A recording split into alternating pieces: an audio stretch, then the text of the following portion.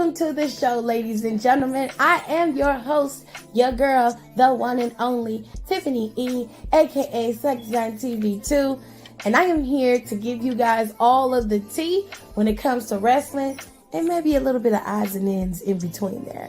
So why don't you go ahead, go get your snacks, go get your juice, go get you a good drink, a good glass of wine if you can drink it. If you're underage, don't be drinking, okay? Go on and get you some juice or something and sit back and listen as we kiki and holler about wrestling. Because over here, you get a plethora of things when it comes to my show, okay? You get wrestling commentary. No benefit of the doubt. Dr. Phil say don't do that. Dr. Phil say when somebody show you who they are, and so did Maya Angelou, believe them. Them two hoes are snakes. They've been snakes, and them hoes was like that when you got there, and they like that now, so fuck them both. And they did the right thing by letting them headline WrestleMania. They most definitely deserve to headline WrestleMania. And that is how you close a Mania.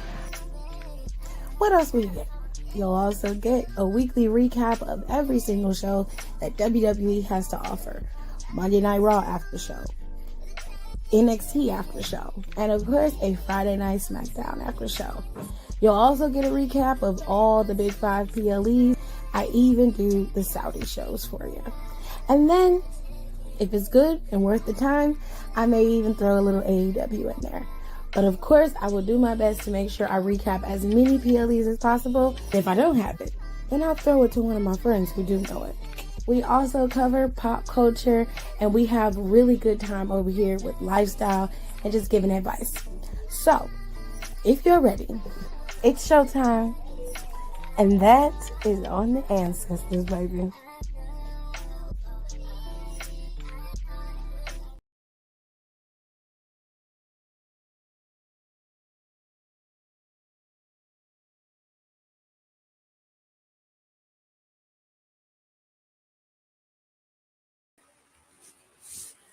Alrighty, ladies and gentlemen, welcome to the show. I got a full house here, so you're gonna hear some people in the background. Y'all had to listen to my brother yesterday, so you're used to it by now. If you're not, you should be. Top commenters of the day goes to Kenny Can. Kenny was the first one in here. She's one of my moderators. Oftentimes, if one of y'all is acting up or acting out, it is her who kicks you out. Excuse me. I have to blow my nose. So hold tight.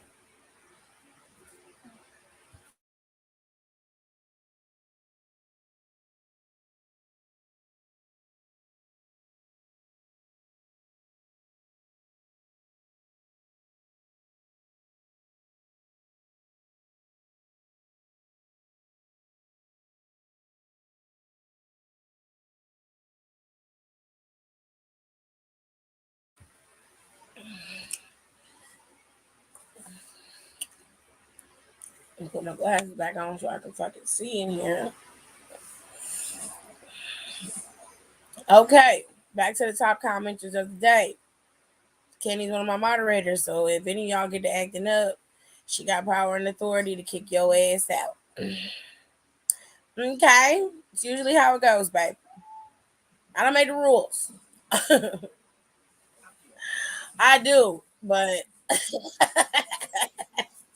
it's not the point.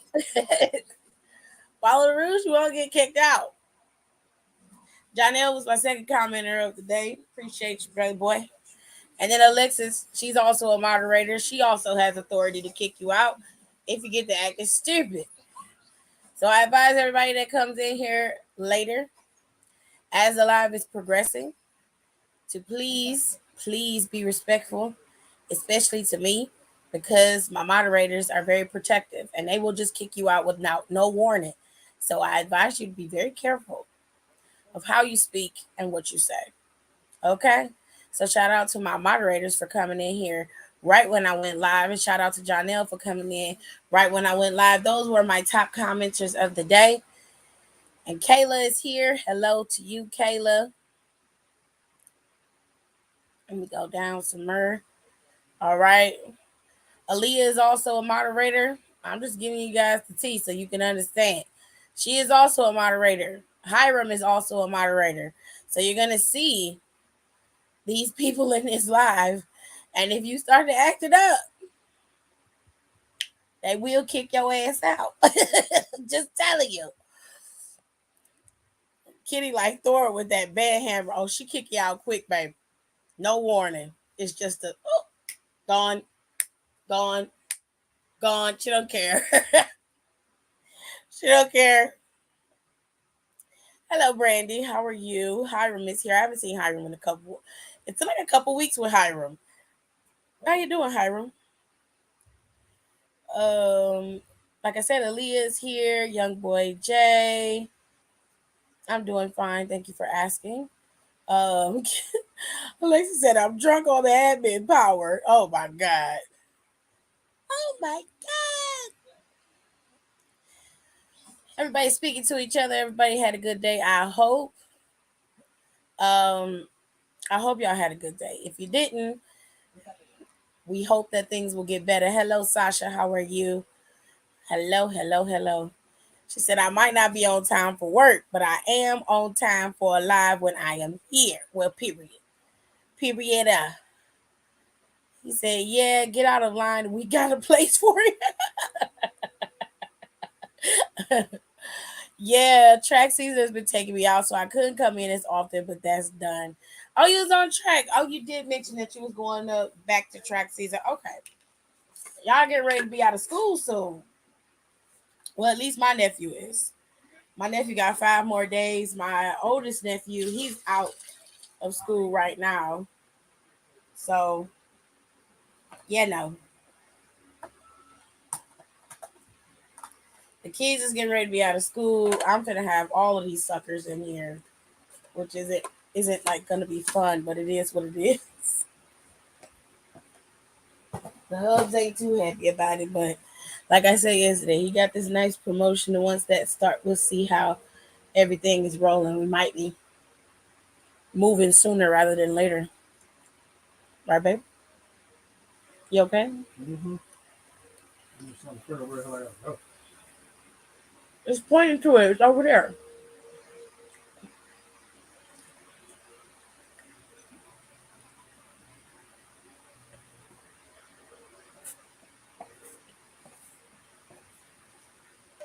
Now it's a little tricky.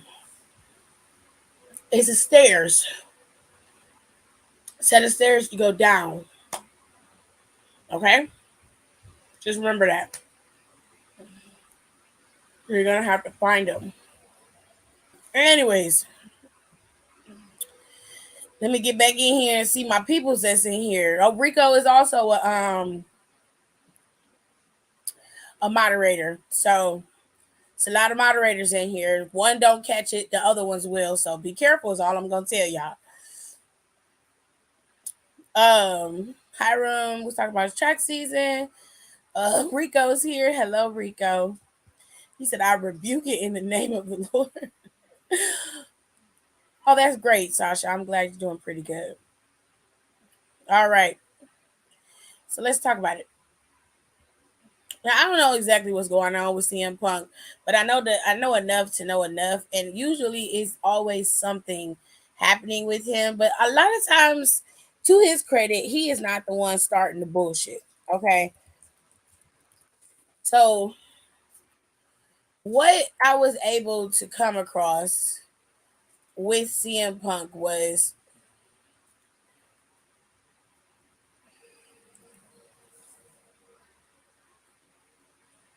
hold on.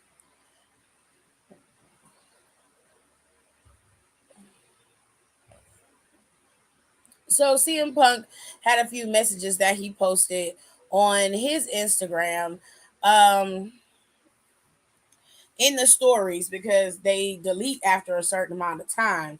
So he had some messages that he posted on his Instagram, and then he had a final message that I wanted to share. So he said, and I quote, I would put this in the live, but I didn't have time to upload it, so my bad.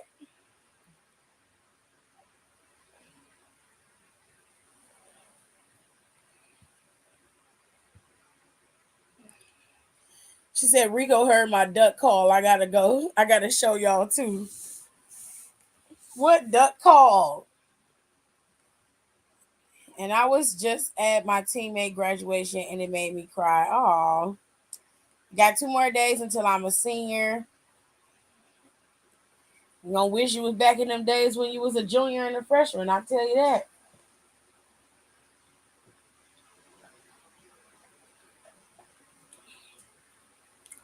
But you know what's funny to me is being on TikTok and seeing 26-year-olds noticing that they now have to pay for their own insurance. Baby, they all scared now because they got to pay for their own damn insurance. Oh shit! I never knew what it was like to have somebody to have insurance Baby, until I became an adult.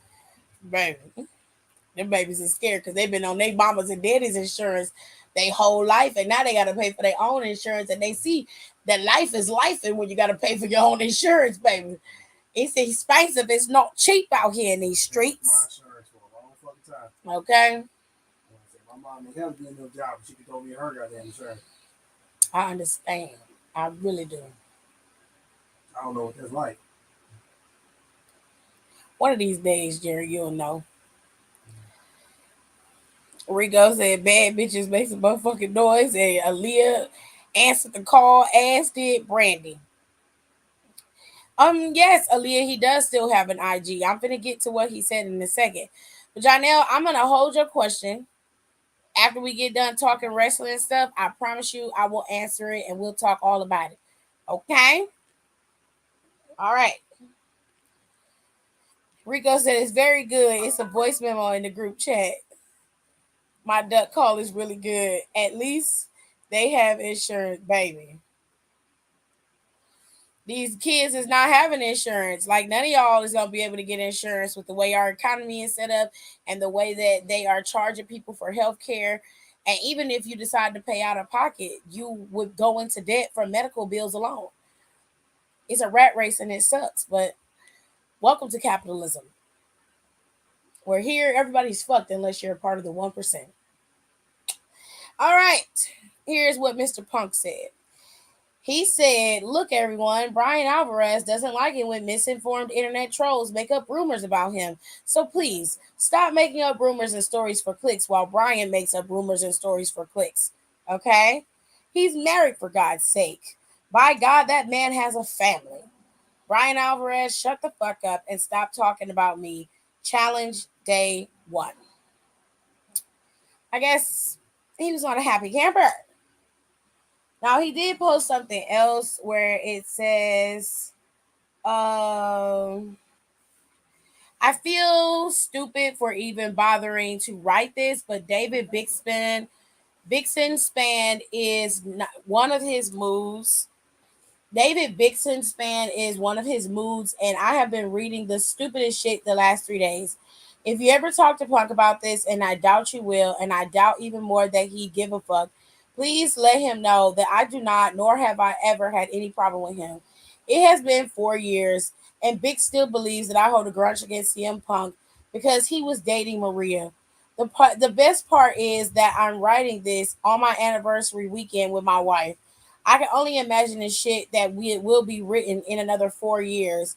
So yeah, hope things are going well for you. Let me know if you need anything, Brian. So I guess this is what prompted the conversation or the friendly reminder talk about CM Punk.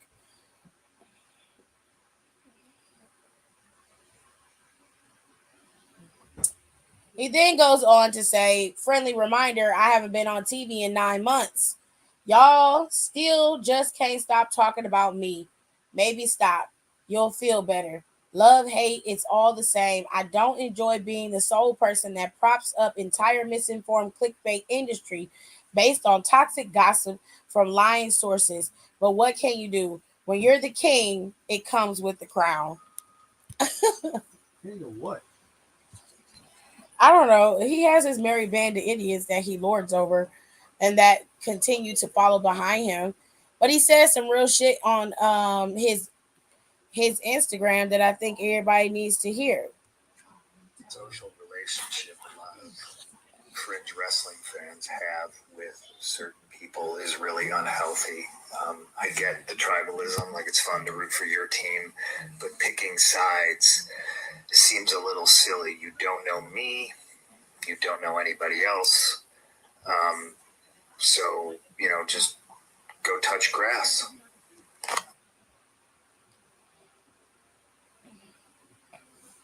In his defense, he's right. Um, when he says he's the king, I don't think he means it literally. To be honest, I think he means it like the only way y'all have learned that things are gonna go your way, or the only way you're gonna get traction, is if you use my name for clicks and clout. Which, if we're gonna be fair, he does bring in views, clicks, and clout. That's facts. Um, However, the problem here is that Brian Alvarez has been known to lie, as does Dave Meltzer. They have been. I took him to the. I didn't take him back to the Room 6. I didn't take him there. To the hog tip. I ain't like him.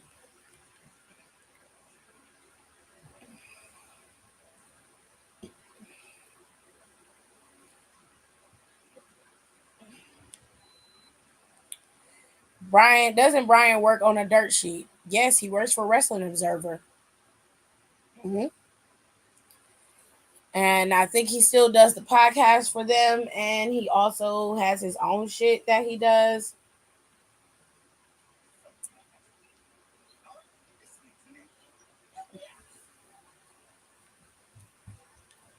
So there's that.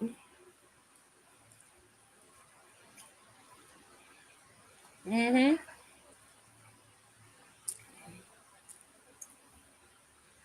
Y'all being real literal.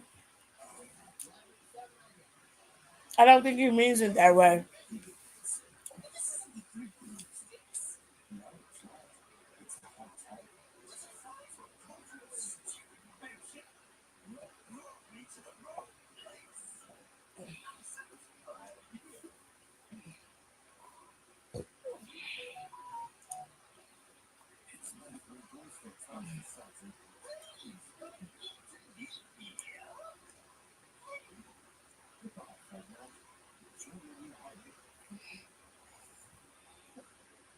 As I said, I think y'all taking it a little too seriously.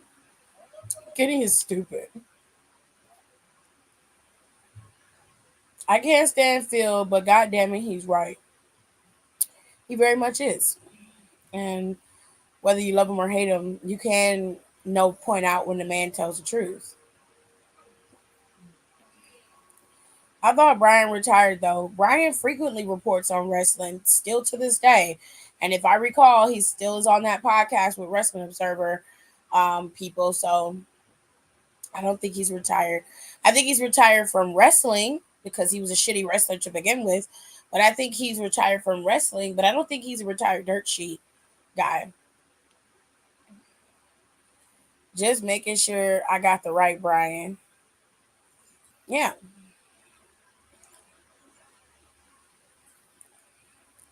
I know he don't mean it that way, but I'm just the joke cracker. No nuts, just Joe. Kitty's fucking stupid.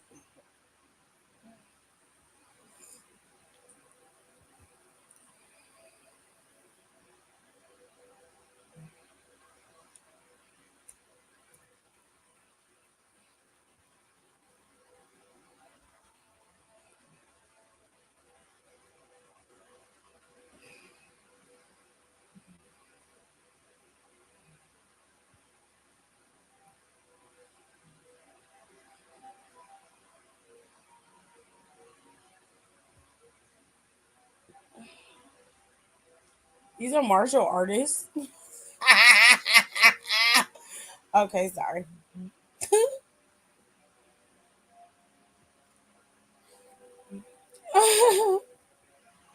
Wow.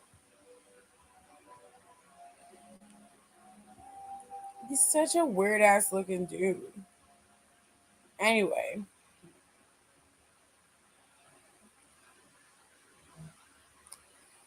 What was even the reason? Well, according to a few of the dirt sheets,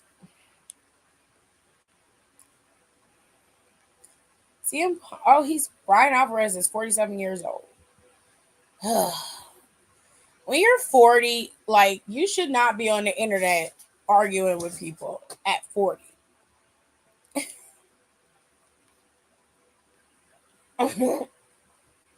When you're 40, like the first thing out of your mouth should be, I am not arguing with a child. But to get everybody where to see where this came from.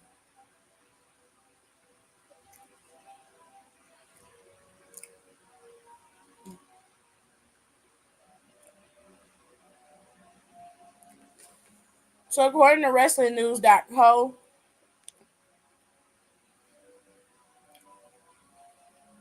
CM Punk took to Instagram to write about Brian Alvarez.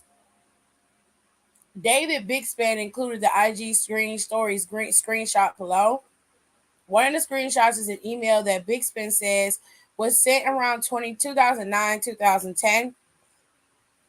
So apparently, Punk has been hanging on to that for over a decade. This is ridiculous. CM Punk is uber petty.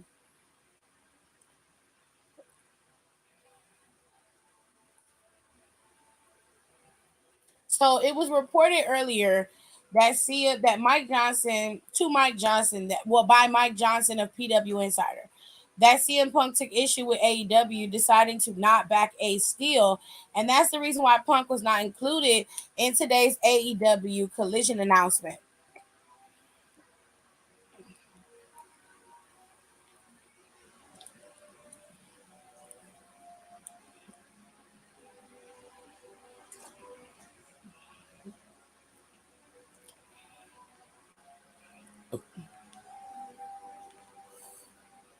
Are they still cooking down there? I don't think so. I'm not trying to bother you, but can you check? Because I saw something burning still. Okay. Now, according to David Bixby, this email was sent from Brian Alvarez to a friend of CM Punk's between 2009 and 2010. This excerpt of this email, they say, this right here. But, and I use that term loosely, but when you go to Google and you search Brian Alvarez's name,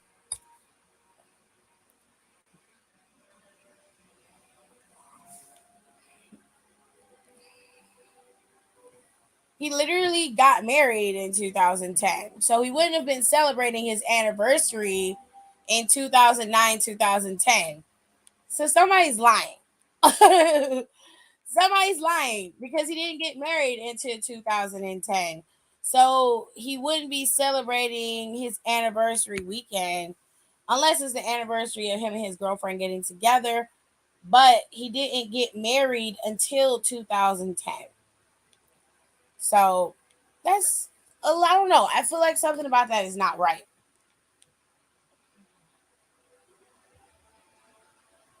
Yeah. He says, I'm on my anniversary weekend with my wife. Brian Alvarez has only been married once, and that's to his current spouse, Whitney. They didn't get married until 2010. So he couldn't have been on his anniversary with his then wife because she didn't become his wife yet. They hadn't had a chance to have an anniversary. So I'm just saying, love, I'm just saying that maybe it was a little bit of a miscommunication there. You know, a little bit of a misspeak. You misspoke. Yeah. Or you were one of those weird people that celebrate like the anniversary of you having a first date and then you celebrate your actual relationship and then you celebrate your wedding anniversary. I mean, something about this doesn't sound right, and I'm just gonna call it like I see it. But anyways, according to the article, the guy David Bixby said that the email was sent roughly between 2009 and 2010. And he says, as Punk's other story posts show, he's posting it to shade Brian. I think I knew about this at the time, but I don't remember who Brian sent the email to. Okay. Then CM Punk posted this video, which I let y'all hear. He was in his bed or some kind of shit. And that was it.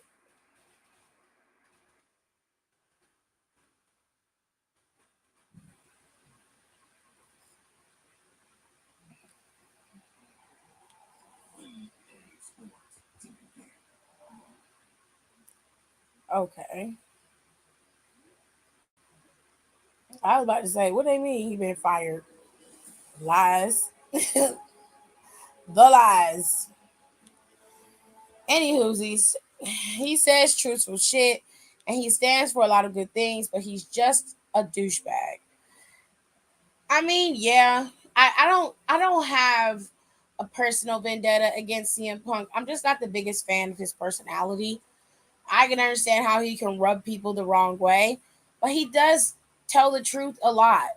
And oftentimes he's speaking on things that a lot of people should be listening to, but because of the messenger, they immediately block it out. When it comes to what he said about people touching grass and not having these parasocial relationships with people, he's right. Um, it's unhealthy. It's scary, and it borderlines on stalker um, victims type of relationships, and that's not how you want to view people. When I watch wrestling, I watch it and it's done.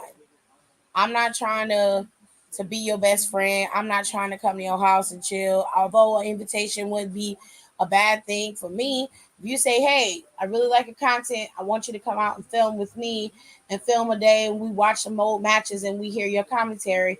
All right, bet I'll be there. But if you asking me to like, oh, I have their number, so I'm gonna call them every day and see how they're doing. And no, because I don't like that type of energy on myself. So why the fuck would I do that to anybody else?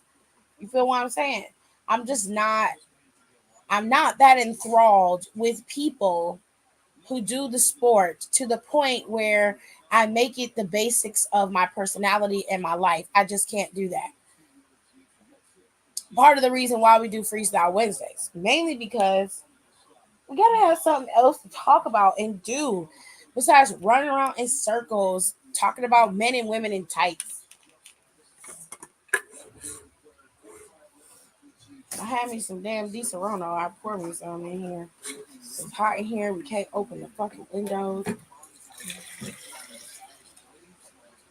They down there burning off our damn house and shit. Wasn't Chris just standing up here? Mm-hmm. You go right downstairs. House is on fucking fire. Anyways, hello Tay, how are you? He was like SRSTs. Now Sean Rossett is a whole different breed of animal. So my thing when it comes to Sean Rossett is that I feel like oftentimes instead of him going for the source, he will attack the person and then he likes to do what he claims others are doing to him. So he doesn't like to be bullied publicly, but he has no problem doing it on his own page to other people. I didn't say or do anything wrong out the way to him. I didn't condone or endorse anybody saying or doing anything wrong to him. And yet he was on his social media because somebody tagged him in my post and because I said that I disagreed with his assessment of the Usos losing being champions. He somehow made that into a whole three-part post on his Twitter and was ranting and raving for at least 30 to 40 minutes on his Twitter, going back and forth with people, having people attack on me on Twitter. I didn't say anything to him. I didn't say to him, you need to go get your people because they coming after me or they're making fun of me in your comments and I don't like that because I could give less than a fuck about what you're talking about. Because what I did was not wrong. You literally screenshotted a post I put on my Instagram and then took it to your platform where you had the most followers. but then got chastised me for doing the exact same thing. That's where I was lost at. Like your ass is sitting up on Twitter, hundreds of thousands of followers. I see a post that you made. I disagree. You could have. He's like, well, you could have came in the comments and talked to me about it. For what? I had no reason to talk to you about it. The discussion was not between you and I. You made a point to put a post out that I wanted to have a discussion with on my platform, where my platform was big enough for me to talk to the people who are in contact with me on a regular basis. My Twitter is not like that.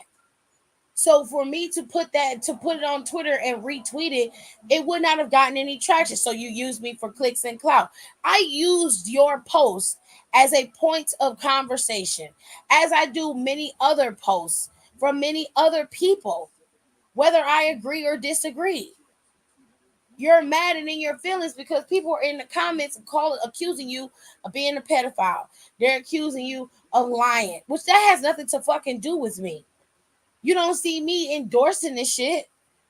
Well, you like the comment that said I had beans for brains, and you were literally on the internet, on fucking Twitter, basically calling me stupid for reposting your post on my Instagram, laughing and kikiing in the comments with other people.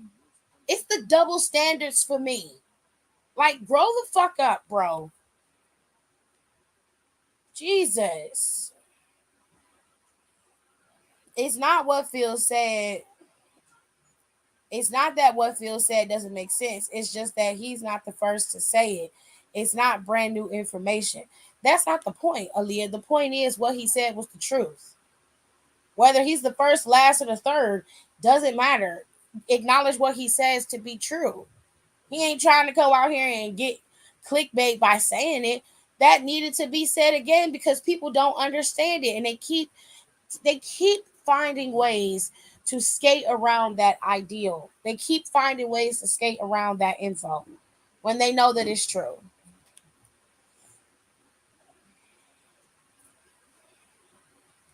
At 47, sir, argue with yourself about which icy hot you're gonna buy.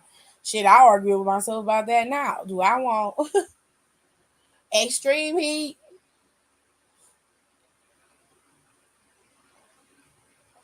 Which one do I want?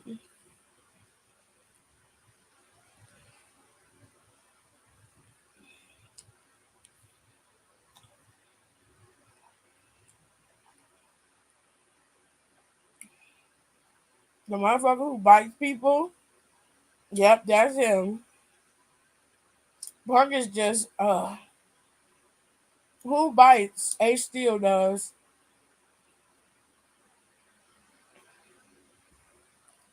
He got a deranged look about him. It's just giving jump scare.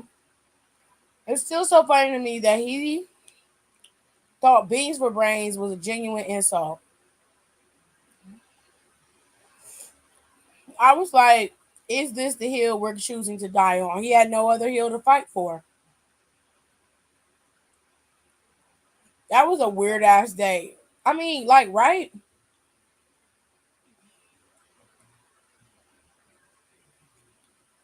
And what killed me the most is that he was freely, while he was in the DMs with me and talking to Nicole in the DMs, he was still on Twitter talking mad shit.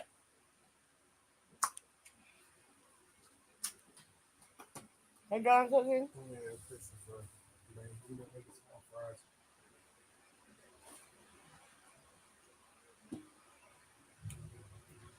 After he burned the grease, he burned some more. Okay, baby.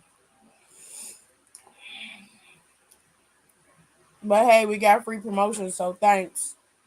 I guess. I mean, in all fairness, yes, we did.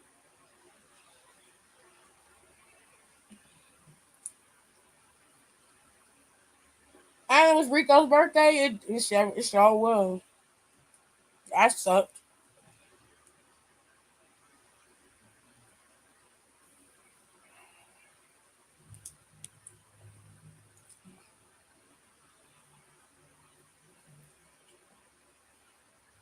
I was like, damn, now I got beef with SRS on my birthday. He understood the assignment. Well, I doubt that he'll do anything. So that's what CM Punk did.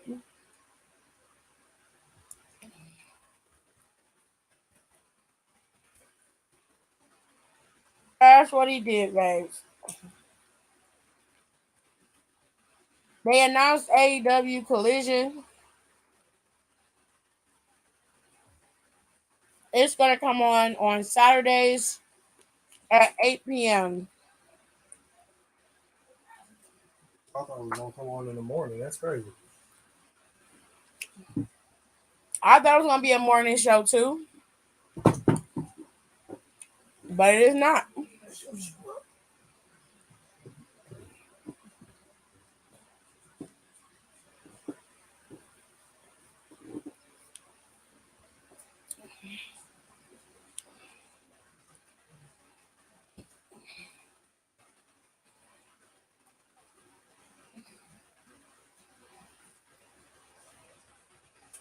Okay.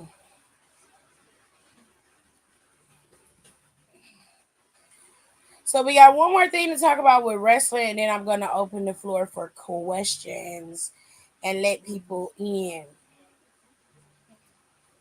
All right, because I got something that I need to show y'all when it comes to Facebook, and it is fucking crazy. So Cage Side Seats usually has their rumor mill.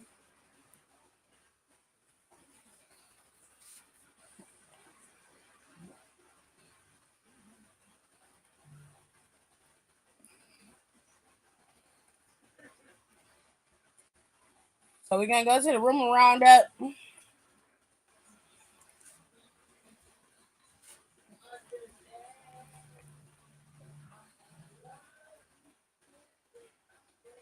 Junior, you got 30 minutes on that game. All right. Speculating on rumors surrounding pro wrestling is a favorite pastime of many fans, perhaps second to only watching the matches. In this daily column, K Shot Seeks is going to take a look at the latest rumors being churned out by Pro Wrestling Rumor Mill. Now, rumors are just that, rumors. None of this has been confirmed as fact. It's just circulating around the wrestling rumor reel. We track rumor accuracy in the weekly feature called Rumor Look Back. You can find here. Remember, take it with a grain of salt. All right, so Andrew Zarian of Matt Men Podcast notes CM Punk's return is expected to be announced in the next couple of days. Now, that rumor piece had been, had a little pin in it, okay? So basically, CM Punk was supposed to return at AEW Collision, but the rumor now has been added that the reason why he was not announced for AEW Collision was because he wanted Ace Steel to come back and be a part of it. He felt like that was a good way to bring him back in. However, that's a rumor. We don't know for that to be true. I'm going to lean on the guys of saying, no, that's not necessarily true. Okay. But that's what the dirt sheets have been reporting after this particular rumor came out. Now, second rumor, WRKD Wrestling claims there is a hesitancy when it comes to putting the new title on Seth due to his possibly getting more film roles. This is coming on the back of the news that he has been filming Captain America New World Order. Now, I posted it on my Instagram that Seth freaking Rollins is in the new Captain America movie he was filming, and that's more than likely where he's been for the last couple of weeks, and why he had disappeared in between that time. He had disappeared after last week's title fight to get that championship, to get the finals at Night of Champions. So Seth is probably going to film all his scenes for the next couple of weeks, pop back up on Monday Night Raw that week before they go to Saudi, and then he'll show up and be prepared to wrestle AJ Styles. That's why we haven't seen much interaction between him and Styles. I would gather by next week on Monday Night Raw, they're going to have finish out the conversation about Roman, and then they'll lead into his opponent with Corey and Seth talking about him, and they'll hype that up. Now, do I think that Seth Rollins could get the championship still? Yes and no. This title is supposed to be a workhorse title. So Seth Rollins getting all these opportunities right now is going to stop him from being champion at this point.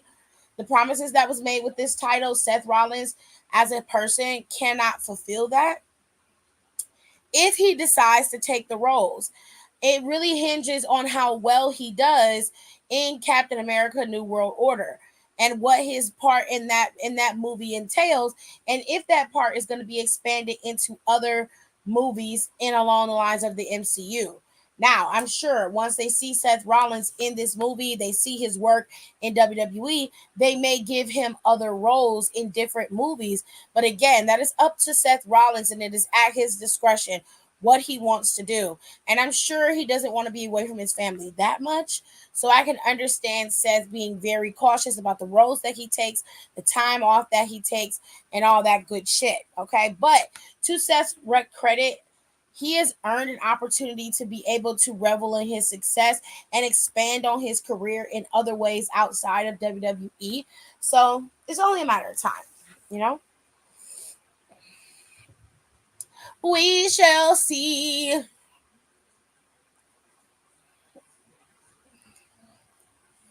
Alexa said, but yeah, he's right about the parasocial relationship thing. Some people just do too much. Like those guys showing up at Arn Anderson's house. I agree.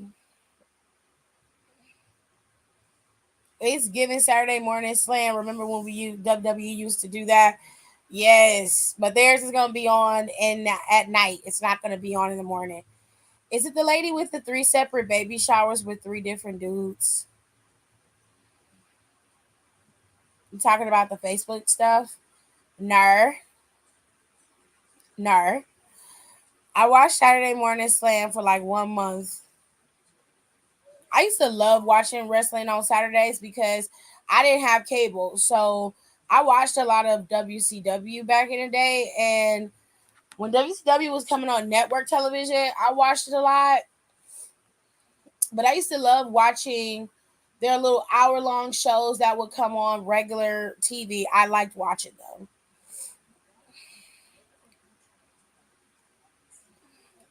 Not the Serpent Society. Hello, Tirza. All right, so we're gonna move on to the next rumor, okay? Because they say that, like I said, Seth Rollins may not be able to be champion because he may not be able to fulfill the obligations of a champ. But that doesn't mean that he won't be. This is just a rumor, okay, based off of his new business ventures with him being the next movie star to come out of WWE. Who would have thought? Me, I did. I thought it. I told you it was happening. Yeah, yeah, it was me. It was me. All right. Now, per Fightful Select, Becky Lynch and Trish Stratus's feud is supposed to go beyond Night of Champions. I would imagine that it would. At some point, Lita is also going to have to get involved in this. So there's going to be some interesting tidbits.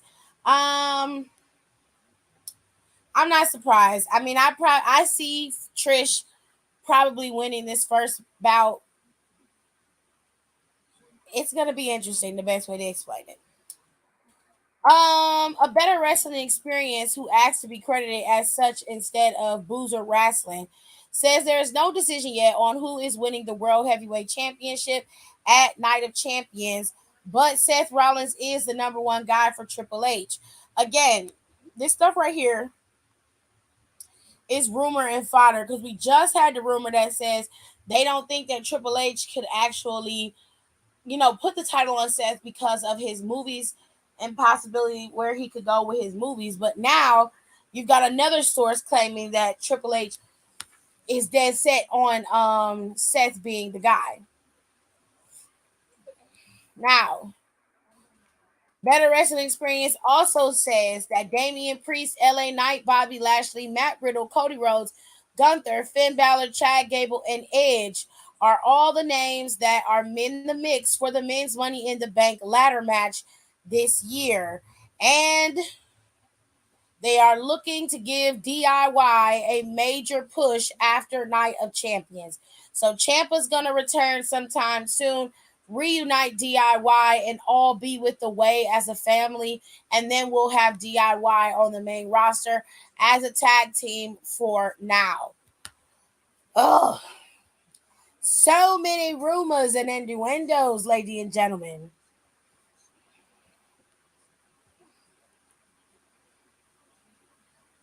All righty. I was never home Saturday mornings because I was always at dance. So my mama recorded as well as Soul Train for me. Oh, I used to love watching Soul Train. Soul Train used to come on before church at like 1 o'clock in the morning. And I would stay up all night and watch Saturday Night Live. I would watch Mad TV and I would watch Soul Train. Soul Train would be the last thing I would watch because I would watch In Living Color. And Soul Train would come on. It'd be the last thing to come on. And I would watch Soul Train to be happy and go to bed. And literally, we had to get up 4 hours later and go to church. Madness. Anyways, Edge don't need it. I know it's a rumor, but Edge don't need that. Well, he wouldn't be in the match to win it. Edge would be in the match to help push over and get people to watch it. Most people who are in the Money in the Bank aren't necessarily in Money in the Bank to win it. I would say it's a half and half thing. A lot of them are in it to push the match so that the match has more eyes on it. Quite frankly, if they put all people from the mid card that didn't really have much of attraction or backing to them, let's take out guys like Priest, LA Knight, Lashley, Riddle, Rhodes, Gunther, Finn, Chad Gable, Edge. All of these guys have a strong following and a massive backing. You put guys like Cedric Alexander in there, Akira Tozawa, Ali, who else is another mid carder? Dominic Mysterio, um, uh, Joaquin or Del Cruz, Joaquin or Cruz as a entrant, Hit Row. You know, you put those kinds of guys in there who are either mid-level talent in terms of their star power, or they are they're not it's not that they're not good, but it's just they are somebody who people don't really follow like that, or they're not seen on television regularly. They're not the mega stars of the company. You put them in Money in the Bank, are you legitimately going to be excited about Money in the Bank or watch it? Like, that's a question I'm legitimately asking everybody in the comments. If you're putting the mid card guys or the guys who aren't talked about that much, not guys like Carrion or guys like LA Knight or somebody like Grayson Waller or Cameron Grimes. No. We talking about Cedric's, Shelton Benjamin, which I'm not trying to shit on Shelton, but just hear me out. You're putting in guys like Cedric, Akira Tozawa. You're putting in guys like I just mentioned before, all of these mid card guys who don't really have a strong following or backing, they're kind of at the mid to the bottom of the barrel. Do you put all those guys in Money in the Bank? Are you legitimately going to watch Money in the Bank and care about the match?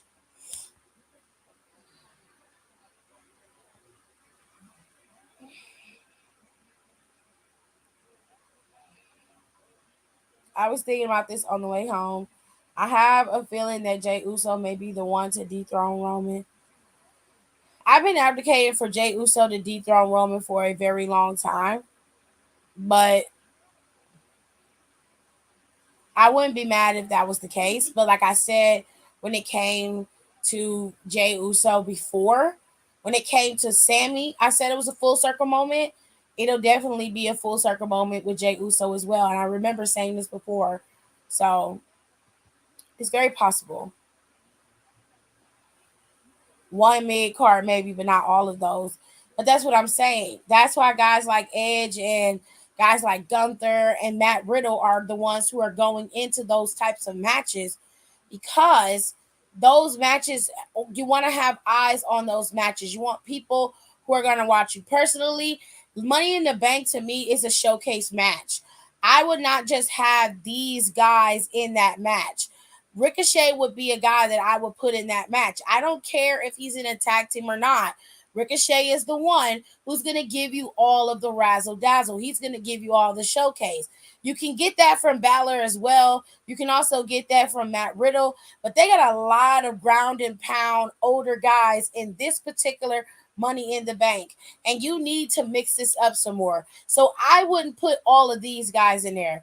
Out of all of them, out of all of these guys, I would pick Damian Priest. I would pick LA Knight. I pick Balor. I pick Gable, and I pick Gunther. I would then put in, so Damian Priest, LA Knight, Gunther, Balor, and Gable can stay. And then I would add Ricochet. Those would be my guys. Those would be my guys. Because I need, and I would actually, if to be honest, I would make it, push it out to 8. I would put Santos Escobar in there, and I would put who else is on the roster that I want to go in there? I would put Santos Escobar in there, and for my number 8 slot, I put Adonis in there. And I know that sounds weird, but I don't think Adonis is getting the play he deserves either. And I feel like in that kind of match, he could truly showcase what he's capable of. So you'll have about 2 or 3 high flyers in there, a high flyer hybrid, and then you'll have everybody else who can do a little bit of everything. It'll give you a nice mix of people, but it'll also have enough people in there that got enough backing to really build up that match and get people excited, but also it's going to make the match fun too. It's going to be a well worked match. You feel me? Yes, because then it'll make sense. Then, because it'll make people talk. Like people doubting a mid carder holding Money in the Bank and a failed cash in. And if it's a victory cash in, people will be gagging. I I don't have an issue with putting mid carders in the Money in the Bank. So that wasn't my issue. My issue was when you say stuff like, my thing was like, you can't say Edge doesn't belong in the match. To your credit, I wouldn't put Edge in the match just because of the physicality of it. It's a Money in the Bank. Too many variables are happening in that match where that man could get re-injured. He would not be wrestling in Money in the Bank under my watch. I don't care what he says about himself, him being ready to go, he wouldn't be in that match. Could he be a part of the qualifier and put somebody over? Yes, he could, but he would not be wrestling in that match. But guys like Bobby Lashley don't need to be in Money in the Bank. As much as I love Cody Rhodes, he don't need to be in Money in the Bank. But I understand why their names are coming up. When you make a Money in the Bank match and you're like, okay, how could I get this so that people are interested? While we like Money in the Bank to be a stepping stone type of place where somebody like Grayson Waller could come in, qualify for Money in the Bank, and get the briefcase. Somebody like LA Knight could come in, qualify for Money in the Bank, and get the briefcase. That's what it should be for. Not for you to take a guy like Cedric, and don't get me wrong, I'm not shitting on him, but let's keep it real. If you're just marketing this match to you, I'm putting out the match and I put out a match card and it just has the mid card guys in there. Let's say we take some of the tag team people and split them up. So you put Mansoor, Ali, Cedric, Chad Gable, Dominic Mysterio, And let's throw a wild card in there and put Ricochet in there. That's 6 dudes. Who's the biggest star out of them 6 dudes? Y'all are gonna say that's a weak Money in the Bank. You're gonna say it right off the top. You're gonna say that Money in the Bank ain't got no star power. Y'all are gonna be like, that Money in the Bank don't have enough to keep me interested. I don't care about this Money in the Bank. That's why oftentimes there's a balance of people that they put in Money in the Bank. Some years back when they had the pandemic Money in the Bank and Dana Brooke was in that Money in the Bank match, a lot of people was asking why she was even there. They need a balance. They need somebody who's in there who has the possibility of winning the match and maybe becoming a massive star off of that match, the way that Edge did, the way that countless of others have been able to build up their names and gain the title off of that briefcase.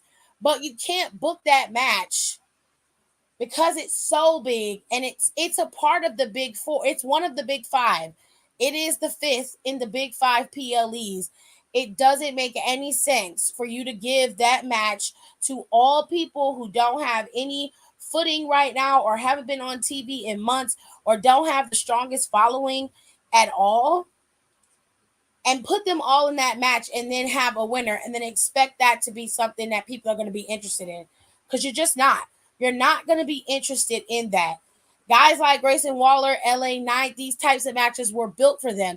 But if you notice, when somebody mentions his Grayson Waller, they know who he is. They have an idea of who he is. He has been able to solidify himself as somebody who is memorable. That is not the case with all of the WWE superstars. That is not the case. Oh, Lord. Okay, Billy Graham just passed away. They just announced it on the Daily Mail. Hold on.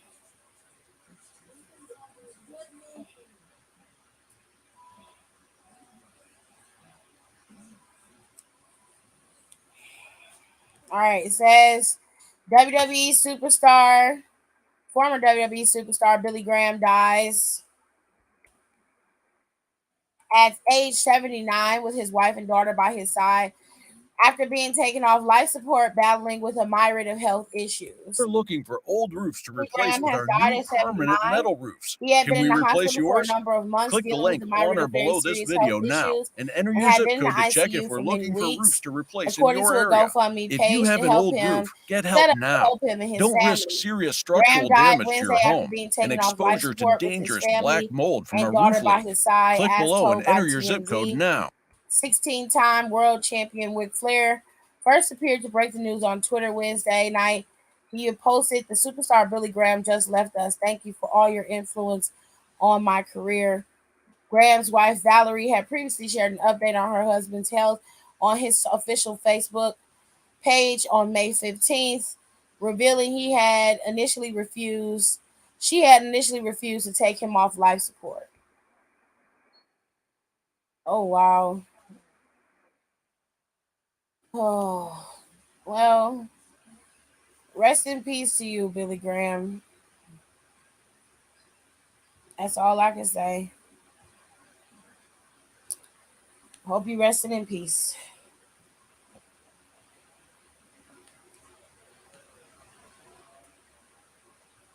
Y'all couldn't hear me? The video was playing over it. I hate them. Oh. Either way, it was announced this Wednesday that the man had passed away. He had a bunch of health issues. They don't know exactly what he died from. He was on life support, and his wife initially refused to take him off life support, but I guess the doctors convinced her that he was not going to be able to be revived, and he is only surviving by this breathing machine. So once they took him off, he went on ahead and passed away.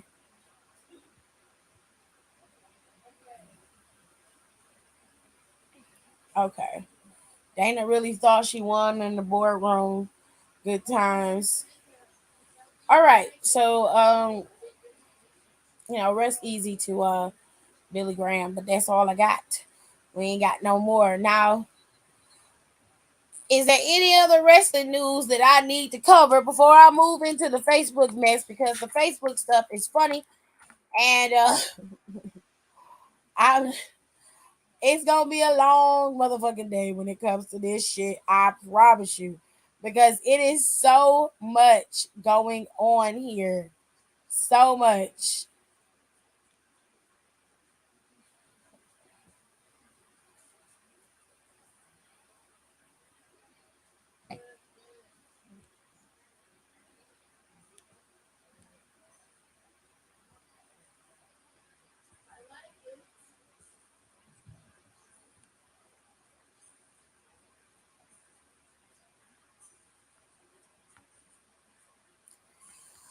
Oh my god. Oh my god.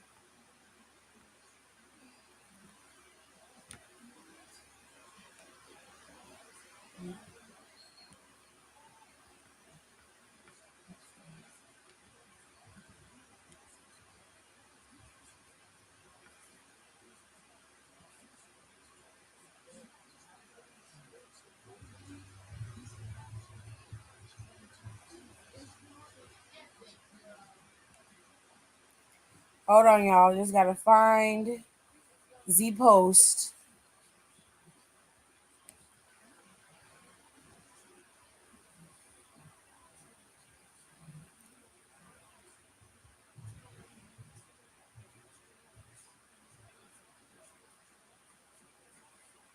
Here we go. I had to save my spot, child, because it was messy. There are 24,000 of them things in this damn post.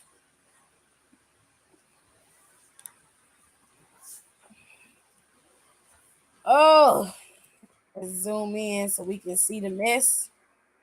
Let me zoom out just a little bit. Okay. Let's turn that off. All right, y'all. For those of you who are sticking around to watch the mess ensue when it comes to Facebook, I appreciate you. But this part of the show is no longer going to be wrestling related, so I appreciate y'all for coming through.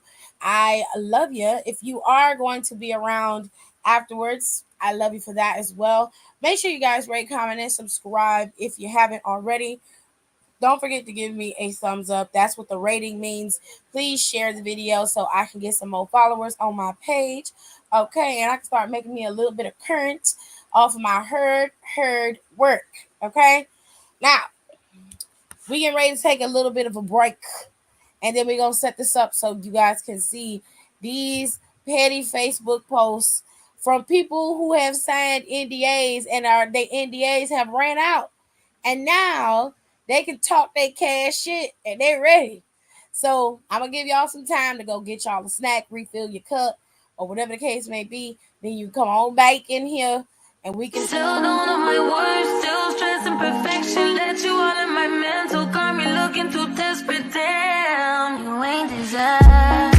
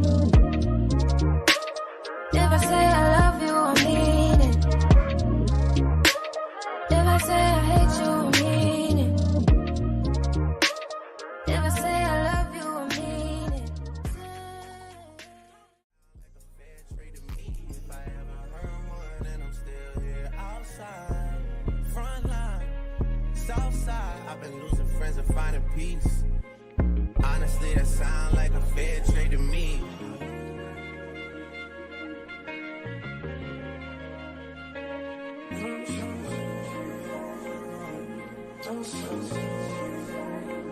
80 wheels in a safety. Riding on you. Gotta roll OT, gotta give and release. Spread your legs downtown, so I'm going out to eat. Hit the raw sounds when the rock up in your sleep. I'ma roll on the forever, let her roll on me. Split this one down the middle, wake up in a harmony. Eclipse.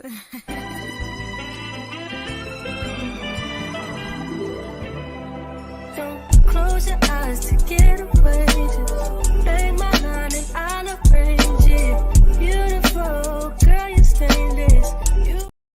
All right. So let's get into this next child because it is juicy. Okay. Now these posts come from a page called Petty Mayonnaise.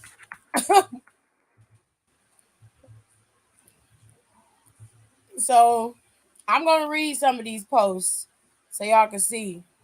I'm going to highlight it. I used to look up GoodRx coupons, cheaper stores, med discounts on my phone for my customers who couldn't afford meds despite corporate telling us not to do it. I was so tired of seeing rude, entitled people get whole bottles of Percocet and Oxy for no charge, but then having to tell someone who had been intentionally missing doses or diluting meds because they had gotten it so expensive that their meds were $300+. That's fucking insane. America has a weird ass way of treating its citizens. FedEx has changes their commitment times anytime they have issues with their hubs, so they don't have to pay customers refunds on late deliveries. If a plane is 15 minutes late, for example, they add 15 minutes of sort delay, and now instead of 10:30, they have until 9:45 to deliver your package without refunding you. Ooh, that's sneaky. That's sneaky as hell. At Walmart, if they got keys to the register, they could do way more than what they saying. And also, cameras can zoom in all the way on the serial number on money. So if you ever get fakes from Walmart and they say they can't confirm if you got the money from them because they tried me like that, pull that card. Oh, not Walmart is passing out fake money. Wally World, why are you doing this? I was a billing analyst for a hospital, and these hoes were charging $90 per Sharpie that they used on patients. Always ask them for an itemized bill. That is actually a very good advice. If you go to the hospital, doctor's office, dentist, or whatever, and you see some unnecessary charges on your bill, you need to go to the hospital and work that shit out. You need to make sure you go line by line, highlight shit, be like, I don't know what this is. Explain to me what this is. Didn't use it, didn't have it. You will not be charging me for something that I didn't do. Don't just pay that bill because they will add extra fees and charges on there because they can. They're banking on the fact that you don't look at your bill. All right, let's go to the next one. Chewy is actually super ethical for a corporation anyway. They donate all damaged products to animal shelters. They send cards and flowers and hand-drawn pictures of your pets for birthdays and or the deaths of your pets. If they make a mistake, they fix it on their dime and tell you to donate anything you get incorrectly. They have decent benefits for employees and even offer paid leave if you adopt a pet. They hire felons. They start pay at $15 to $20 plus a day, and they have benefits. Like F capitalism, none of it is good, but Chewy at least tries more than a lot of other places. And I was bummed to move somewhere that didn't have a location nearby that I could transfer to. That's actually really, really nice.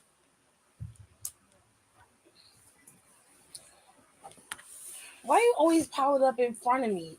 How am I supposed to get out if I have to go to the bathroom?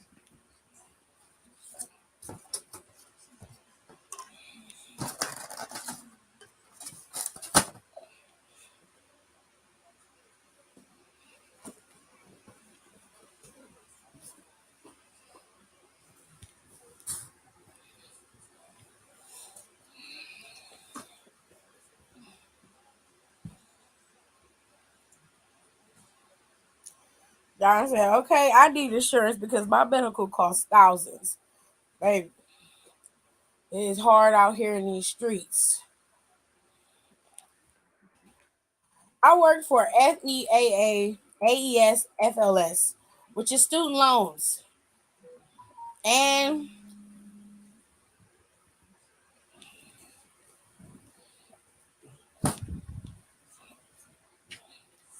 the PSLF, you will indeed pay taxes on it once. You can apply and get approved by the interest, and while the interest still accrues, that's why you will be taxed. Oh, get taxed on them student loans. Very interesting. I worked at Nestle. Ice Mountain water is really faucet tap water bottled up in plastic jugs and water bottles. No! Oh my God. Oh, they dirty over there at Nestle. You dirty bitches. Oh, I used to work at Lane Bryant for plus size girls. I would scan coupons for the guests that couldn't afford those expensive ass bras and give them discounts if they were regulars. Every woman deserves to be pretty. Period. We love you for that, my Leah. I used to work at Chick-fil-A in high school. They told us not to tell people if their cars were declined and give them the food anyways. Do with this information what you must. Ooh, y'all gonna be going down there and get some Chick-fil-A for free? Free Chick-fil-A.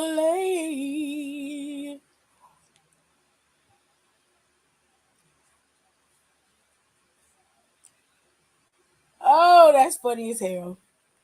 Anyway, let's keep going. I used to be a snail on a popular TV show about a sea sponge shot underwater. Liar. You're a liar. You're a liar. I do not believe you. I'm going to go look it up. You're a liar.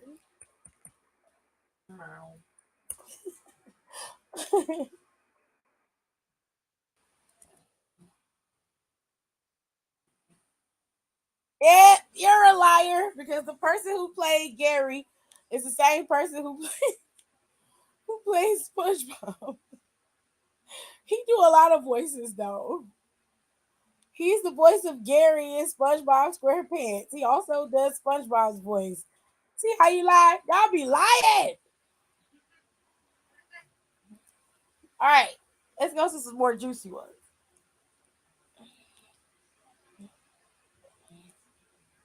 He lying. He ain't no damn Gary. Any whoosies. Did you see the one about the person with the eight that worked at the fish factory?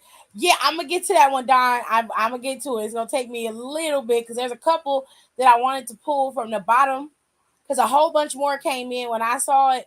So I wanted to give us a baseline, but I'm gonna get to that fish factory one because that shit had some Jerry Sprinkle level shit in there. But anyway, this one says, I worked at Mrs. Knott's chicken dinner restaurant at Knott's Berry Farm. The place is infested with roaches, mice, and rats. I have personally seen them scoop countless mice out of the fryer with chicken in it. Oh, and keep it moving. The health department never shuts them down because they literally are the only thing keeping Buena Park, California on the map. They just keep giving them warning after warning with extra time to fix the issue, but the issues never get fixed. They've never actually shut them down. Oh my damn. Rats, you scooping rats out of the fryer with the chicken? Oh. You got their ass hungry as fuck, but they just willingly jumping in the fucking grease. Oh my God, that's nasty. I used to work at Canterbury Apartments in White Marsh, Maryland as a relations coordinator. So I covered pretty much anything but rent and approval. They don't really run your pay stubs unless they don't look real. Also, 50% of the property is mice and roach infested.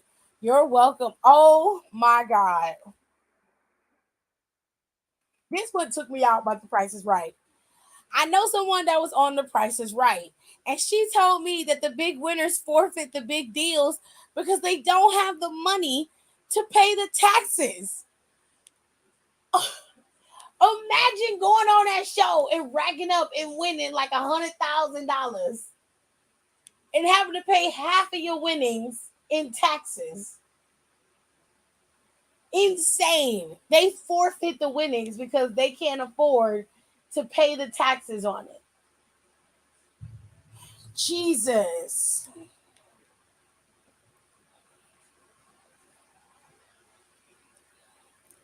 This is fucking wild. I worked at Sonic a year ago as a manager. When I first started, I was working on cleaning up the store because it was nasty. I cleaned out the milkshake machine. It had mold and mildew all in it. They said it had been cleaned in months. It was supposed to be cleaned weekly. They were serving milkshakes to people knowing it hadn't been cleaned. Oh my God. Edible arrangements are pre-made and stored in a cooler a week before any holiday. That's why they never last as long as a freshly made arrangement or a box. Also, other than the cutters, all of the other ingredients can be purchased at your local grocery store. Hershey's chocolate, logs of caramel. The women in the management there are all a new version of the Stepford wife. She said they all crazy. Never buy meat at a grocery store that they have seasoned, just short dated or already out of date. And they put seasoning on it and put it back out. You cannot trust nobody these days. Bro, that's just nasty.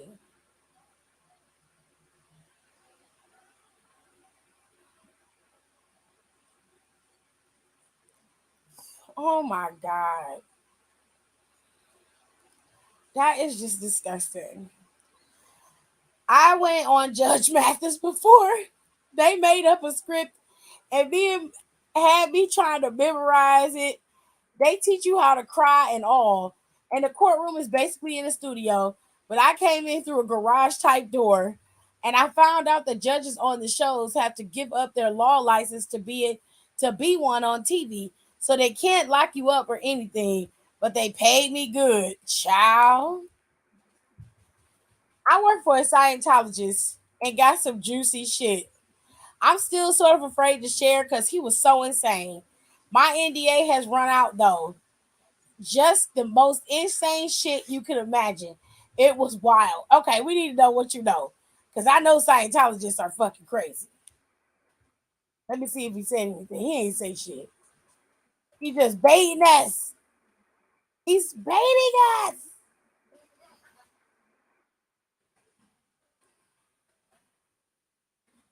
Oh, somebody responded and said, I was in A9 before it was not A9. Not sure if you're aware of the infiltration there.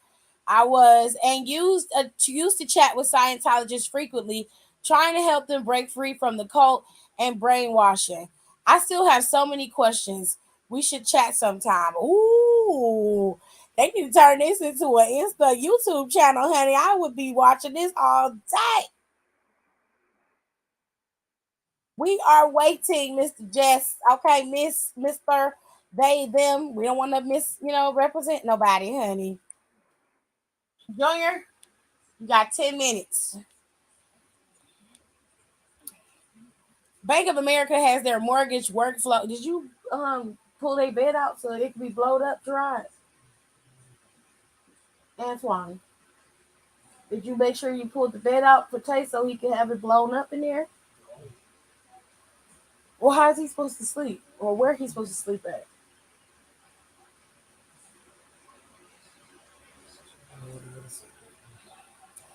Bank of America has their mortgage workflow set to auto deny anyone with a DTI of 20% or higher.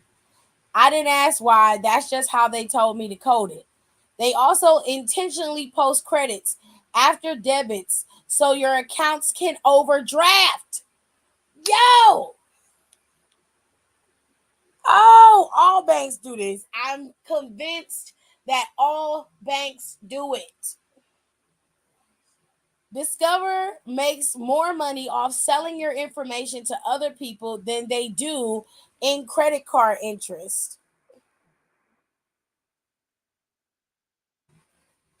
I worked at Olive Garden in Alabama, and we had a new GM come in about my second year working there. I usually served, but when I didn't want to, I would be on bread. No, the bread isn't made in house. It's bagged bread that comes in boxes. There will sometimes be mold on the bread, so I would throw the entire box or bag away.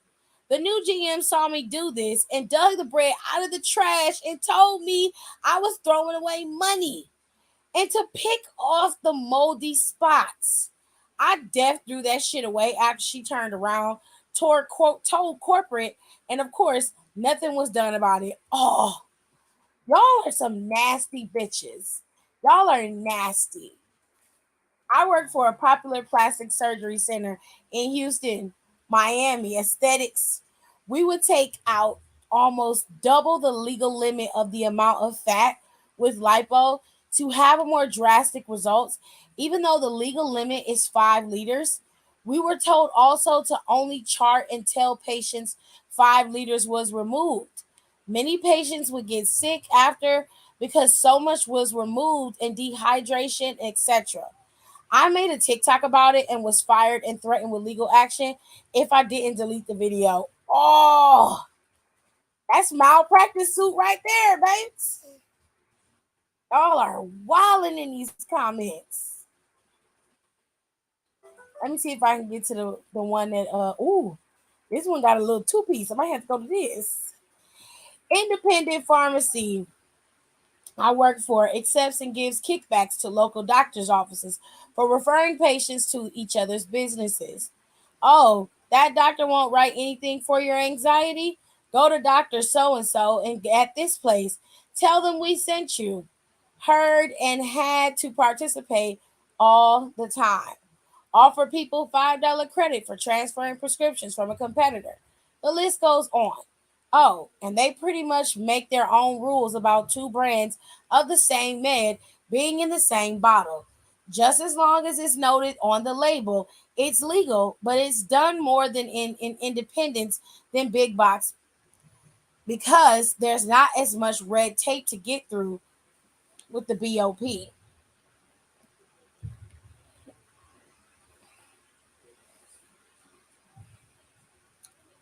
Woo, that's messy, child. Bar rescue is not real. I was in a part of an episode and it was very, very staged. They created problems among staff that weren't actual issues. If you hit 3 dots beside a post and hit save post, you can always come back to it later. Very good. If you eating at Waffle House, always tell them don't put the batter cup on top of your waffle. I repeat, don't put the buttercup on top of your waffle. I repeat, don't put the buttercup on the waffle. Whatever butter is unopened from your table just gets rinsed off and thrown back in the bucket. And the rest of the butter for the next guest that includes all the condiment packets too. Ew. Oh my God. Don't order from Papa John's unless you want mainly expired ingredients. If the ingredients are expired, they will just change the labels on them since cooking the food changes the appearance and smell. Oh, they don't want to put fresh ingredients on the line until they absolutely have to. Oh, if you call Samsung's customer service and have questions and concerns about your device, we Googled your questions. There was no handbook or training for your issues. We were trained to put you on hold and Google it. Are you fucking kidding me? When I worked at the airport, we were always told to charge double for people who walked in to book a flight, and my supervisor pocketed the other half. And we get $20 cash for every person we double charge. I always felt bad, but you did it anyway. Jasmine, you didn't feel bad, you funky bitch. You pocketed the money.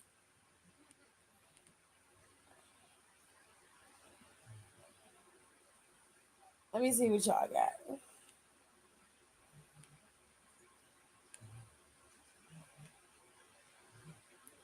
Scientology and Mormonism. Yes, just like how they hold your pending payments. Exactly, Don. Exactly. Mormonism still freaks me out. Yeah, you gotta pretend to be happy. Better ingredients, better pizza, my ours. I need to work for Samsung then. Okay. Nah, that ain't no airport shit. That's your manager finessing. Facts. I only gave you $20. That's crazy to me.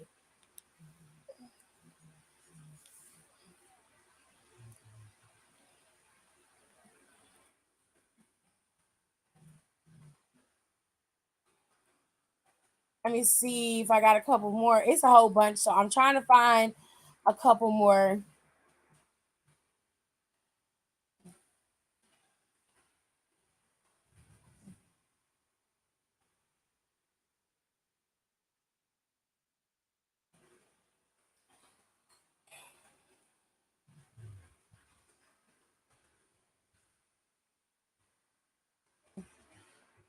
Mm-mm.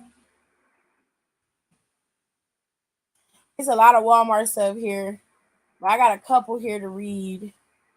Okay, here we go. When I worked at Six Flags at 16, they told us in orientation that they purposely paint the ground black so it'll be a lot hotter inside the park, prompting people to buy more overpriced drinks. That's true because they told us that in orientation too. Because that in when you work in an amusement park, all the ground is black, all the asphalt is black, and that it just generates heat. It just that asphalt just bakes in that heat. You're outside for hours at a time. You're gonna get thirsty. Like most people are gonna get thirsty and gravitate towards those snack shacks. That's fucking insane. The cake at the Walmart bakery is not fresh. It comes in a frozen plastic bags.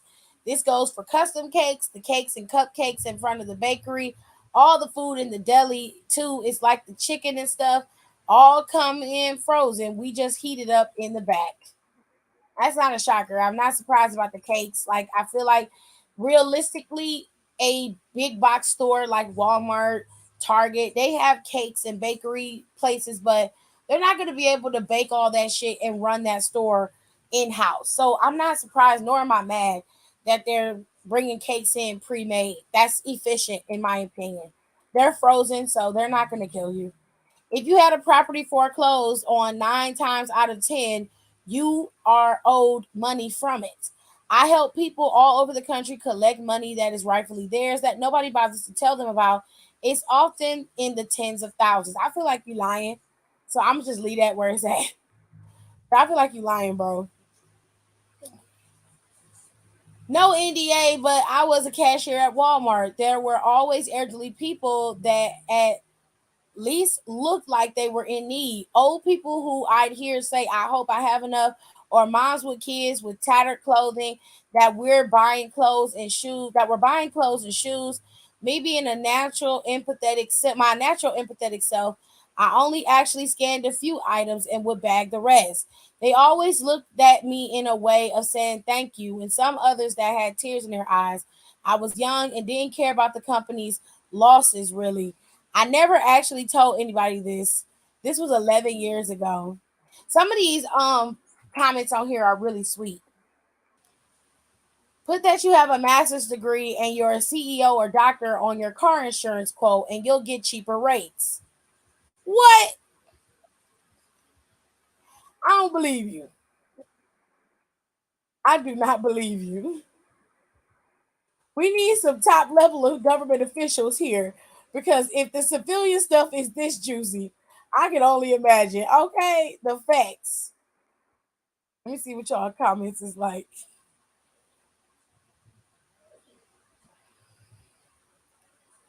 She said, Donnie said, I told my mama banks were a scam and she thought I was crazy. They definitely are.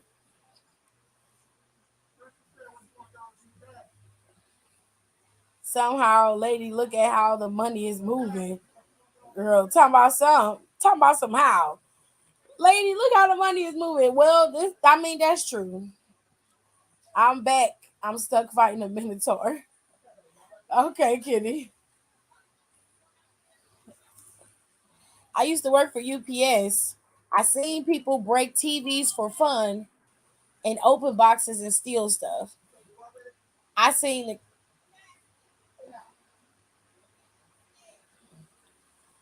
I seen the coworker steal a $10,000 ring. Y'all out here stealing packages, bro.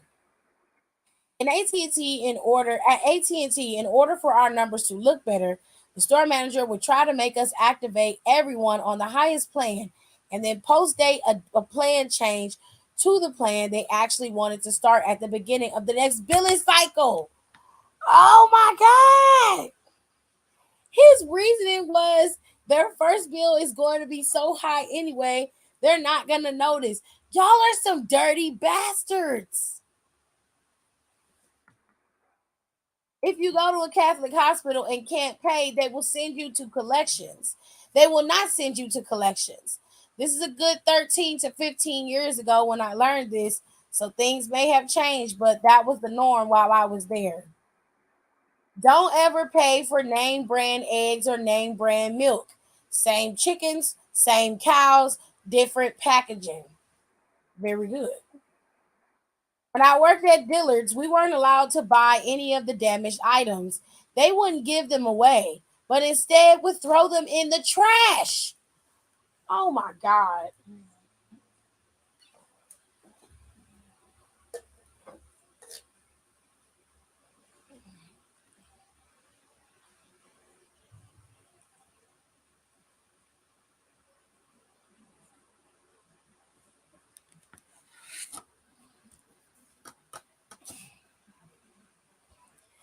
I worked at for a Hollywood casino as a janitor, and we were supposed to turn in any money we find on the floor, chips, cash, vouchers, etc. Any loose money had to be turned in. I legit and found every damn dollar, including two $500 chips this rich couple didn't even realize they dropped. All in all, I pocketed $1,500 total. Woo! $1,500. All from the flow. Damn. I cleaned for a wealthy family, was asked, not accused, as to whether or not I was using my client's expensive face creams. I was not. Like $500 for a 50 milliliter face cream.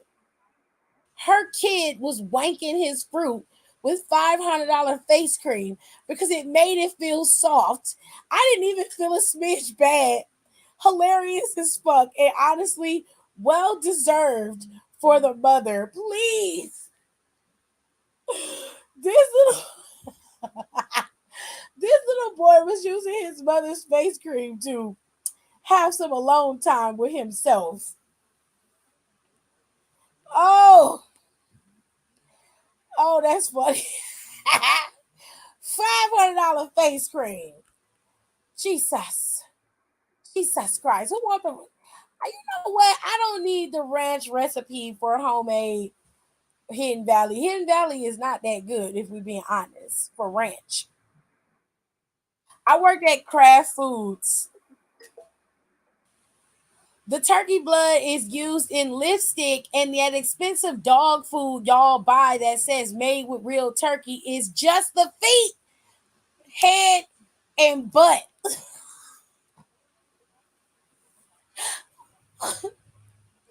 Y'all are trying it. Oh my God. Not with $500 face cream, they don't. I used to be a line cook. If you send your steak back for being too raw, we put it in a plate, saran wrap it, and pop it in the microwave. Y'all put it in the microwave. I've seen cook drop burgers, steaks, etc. on the floor mid-service and put it on the plate to be sent out. I saw cooks use the bathroom and not wash their hands and go right back to chopping fruit, veggies, and pretty much anything you can imagine. I've probably seen. It's making I want to eat out. Oh, I used to give different discounts for patients who needed help with their meds. I hated when people couldn't get their medications. I still have some of them saved on my phone. I have no clue. I have no issue with sending them to everyone, period. Let's go, Tony. When I worked for Walt Disney World, there was a parade float break failure one night during the Halloween parade. The float crashed into the other. The NDA part comes because we weren't allowed to talk about it or we get fired. And the secret Disney security cast members who were dressed like regular guests went along the path and wiped the footage from all guests who were recording. To this day, you cannot find that footage of that parade float crash. Nobody was hurt. Damn, Disney got motherfucking secret service and shit. Junior, shut that game down. Get ready to go to bed and bring me the controller. I see someone asking for Outback's ranch recipe, but I need the Wingstop ranch. Wingstop ranch is fire. I ain't gonna lie. That's good ranch. That is good ranch. Oh, they got an Amazon post on here. I just got some stuff from Amazon. Do not buy food products from Amazon.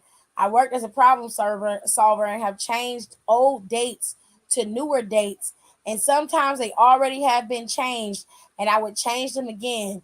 Better take word and pick and choose what you buy to eat, because no telling how long it was in the warehouse. That is so gross. There you go. Thank you.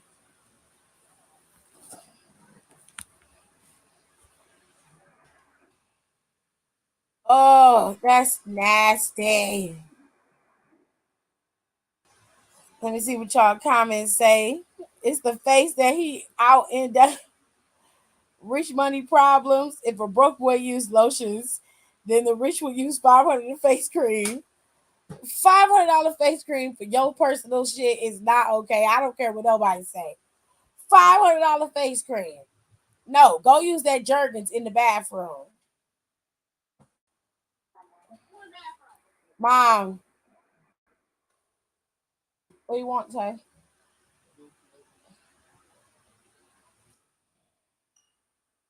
Okay.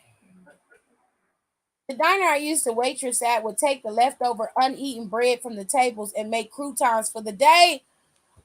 Why are people so gross?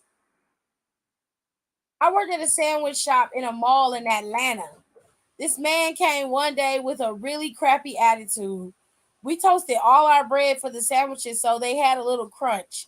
He made me so mad that the bottom I rubbed his bread on the bottom of my shoe and made sure to get some grit on there, and he ate it up. Ew.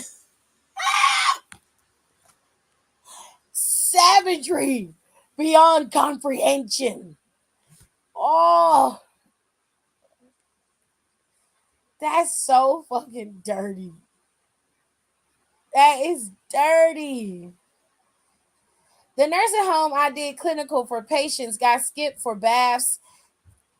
The nursing home I did clinical for patients got skipped for baths and had a big, huge bed sores that you could stick your hand straight through onto the other side. It was disgust. Oh my god. Oh, that's so nasty. Like,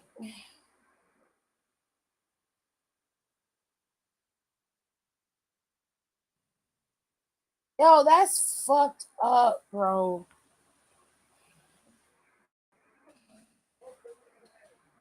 Oh shit. It's so much shit on this post. Oh, okay, this is a long one. Rollway Inn doesn't wash the bedding if it doesn't look used. If it was a 1 to 3 night stay, they just fix up the blankets and refluff the pillows. The blankets, no matter what, only get washed like once every month or two. The pet supplies I worked at never disinfected the floors or any part of the store. If a dog got sick or went to the bathroom, my manager would only let us use cold water because otherwise it would make the floors look milky. We had vet offices come in with puppies needing vaccines and stuff. It would make sense to disinfect all of it. So I started doing it and got written up for making the floors look bad, and now they needed waxing. I called the health department in court, then never went back. Mine aren't as juicy as a lot of yours. Ew. That hotel shit, I see that. I've seen it like 4 times on this post about the hotel. Oh my God. Working for PetSmart and being an animal lover doesn't mix at all. They have a sick room that we put any animals with any type of health issue, big or small, back there. And 9 times out of 10, when they were put into the sick room, they won't survive because they keep the sick room temp at 65 degrees and get furious if we even ask to change it. So reptiles always died off gate. Once an animal expired, they're put into a Ziploc bag and thrown into the freezer, never to be seen again. Also, every animal is just stressed through the roof, which causes them to behave aggressively. I can go on and on. That's so wrong.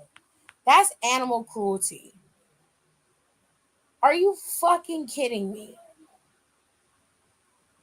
Bro, He's asleep they want to know where the face calls for. in the spare bedroom, more than likely in the closet or in one of them buckets. Just said they in the spare bedroom. That's it.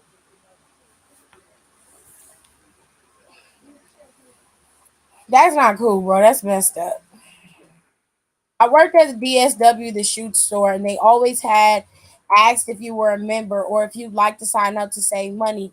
But the thing is, we always had our own coupons to scan to help you save money.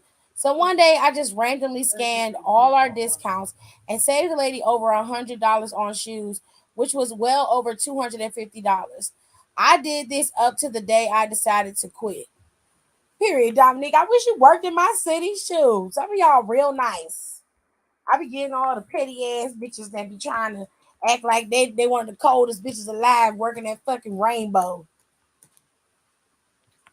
You like, girl, you work at Rainbow. Okay. Hold on, let me see if I can find that post about the fish place. At KFC chicken, the pot pies in the chicken is from the previous day that had been sitting in the warmer all day and didn't sell. God.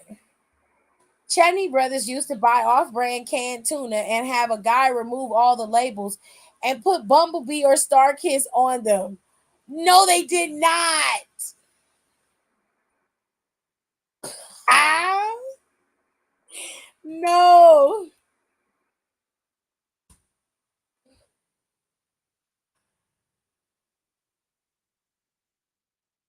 Let me see if they put some Starbucks mess in here.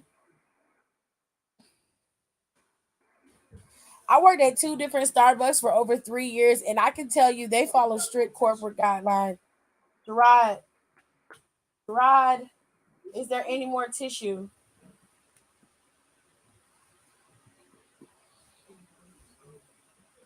What?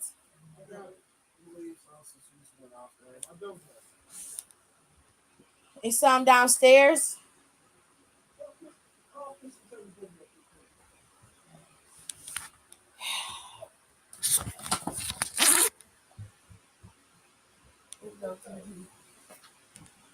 Hey, don't tell your Uncle Chris that we need some tissue up here. Tell him, can he give you some tissue?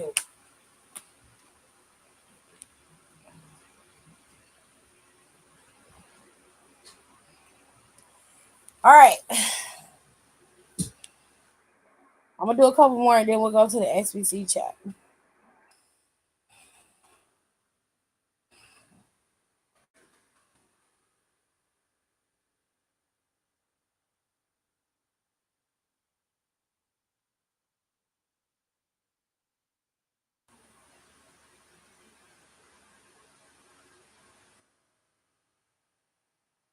Not on the business side of it, but on the receiving end. Had a dentist when I was around 8 to 9 at this local office and went in for a cleaning. And I told him I had a cavity in my tooth that wasn't even bothering me. Homeboy numbed me up and then grabbed out the metal tongs and started yanking. Y'all, he even put his foot up on the chair to get a better pull.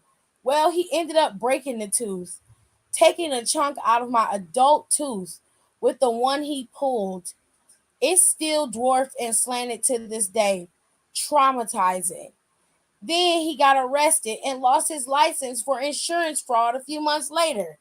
I found this out because I walked into my fellow appointment shaking from fear, only to be told the tea from the front desk ladies that went out of business. They went out of business. Oh,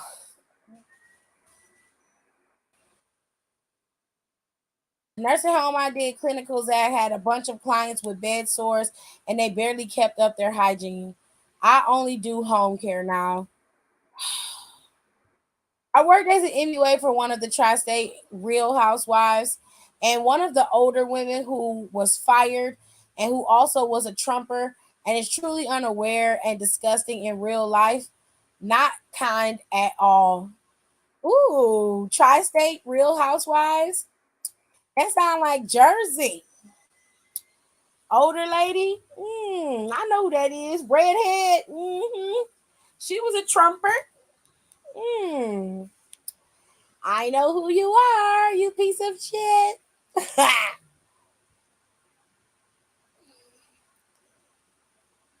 There's a couple of Starbucks pieces in here, but I just haven't found them. But it's a couple in here. I saw them earlier. They was talking about Starbucks shit too. I used to work for a place called Peter Pan Seafoods. It was a processing plant. I was 19. If you drop fish on the floor, you dunked it in straight bleach and threw it back up on the belt. The two managers were having an affair. One of the other guys was dating a 14-year-old, and a group of workers, including the managers, would pull up to their cars to the shipping dock and steal boxes of king crab, salmon, and halibut on a regular basis. Baby, when I tell you I read that, I was king, honey. That shit was funny. I was like, y'all out here banging each other, stealing fish, and you're dipping the fish in. Because you know what? And that's a good thing too. When you go to the store and you go buy fish, it doesn't matter where you buy it from. If it smells like bleach or pineapple juice, it's likely an older fish, and they're trying to hold the smell away to keep you from noticing that that fish is old and is getting ready to spoil.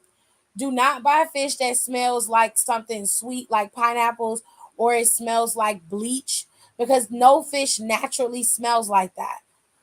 If it's fresh fish, it usually will have a slight oceanic smell, but it won't be heavy on the fish smell. If it's heavy on the fish smell, usually it's getting ready to go bad. Like if it smells like rotting fish, it's getting ready to go bad. Just be mindful of that, because sometimes at Sam's Club they do that. You'll get it and it smell like pineapple juice. They done dipped it. That means they trying to hide it because it's older fish. I'm telling you, pick it up, son. Be very careful.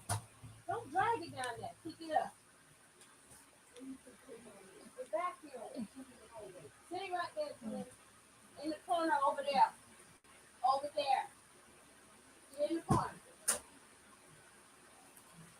All right. I used to work at Wendy's. Whenever a burger patty was burned or on the grill too long and dried out, we put it in a pot of water that sits on the grill all shifts. Then at the end of the day, the meat is used to make the chili. The smell of boiling old meat was so bad. They've been saying about that for years. Jimmy John's are coined freaky fast subs because of its fast delivery. Typically takes more than 15 minutes. The reason they're so fast is the radius of delivery for is no more than 5 minutes from the store. So you gave me like that. That's fucked up.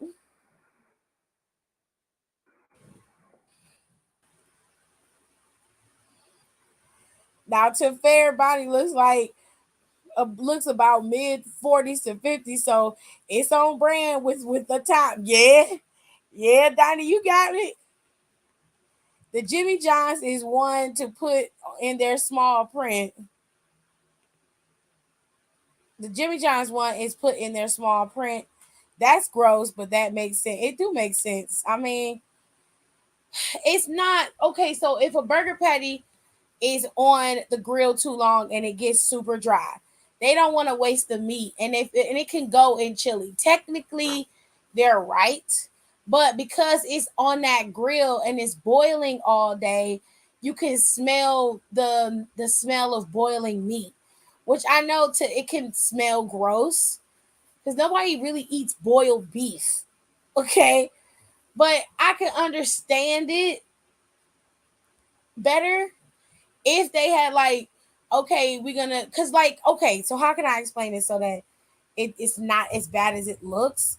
Like when they make soup broths in like um Asian communities, and they say that soup broth has never been changed out and it's a rolling broth. That broth is constantly being cooked, constantly being added to. So it's an old broth by standards because that same seasoning is all throughout that broth, right? But it just, like, I feel like they could have just created the stock for the chili and then put it on the stove and added the older meat. Like if it overcooks on the stove, that's fine. If it burns, totally understand that. But they could have just put it like in a bag or put it in a bowl and put it in the fridge, and then in the morning make your a new batch of chili out of it, which I don't have a problem with. I don't have an issue with that. It's just the way that it's described is real disgusting. You know what I mean? All right.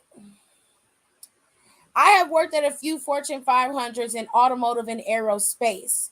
If they claim they are zero landfill green company, they aren't typically lying. They contact another company to take their waste that isn't registered as a waste company. After that, they don't care, i.e., it still goes to a landfill, just not directly by them. Ooh, y'all are petty, honey. Like how y'all be paying China to ship the trash from our country over there. Mm-hmm. That's a mess, child. That's a mess. Well, I worked at Popeyes and I do not eat from not one. When the chicken turned green, they still cooked that shit and sold it at a cheaper price. Ew. Not me, but a friend of mine worked at a nursing home, and stealing prescription drugs was a regular practice among employees. Painkillers, Xanax, etc.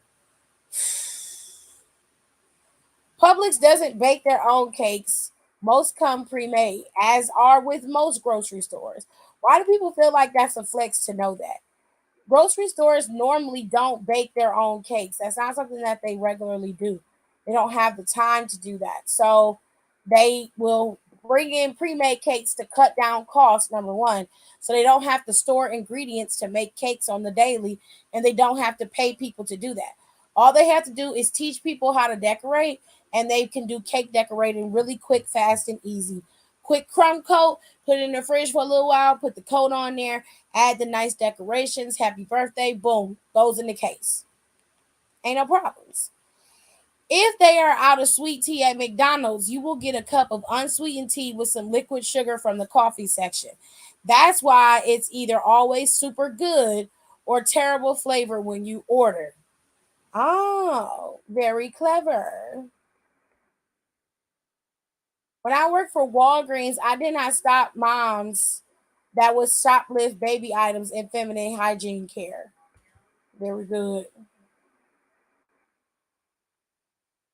This should not come as a shock to anyone, but as I worked as a writer at a digital ad agency as a freelancer some years ago, and while I wasn't working on this client, Victoria's Secret was one of their clients.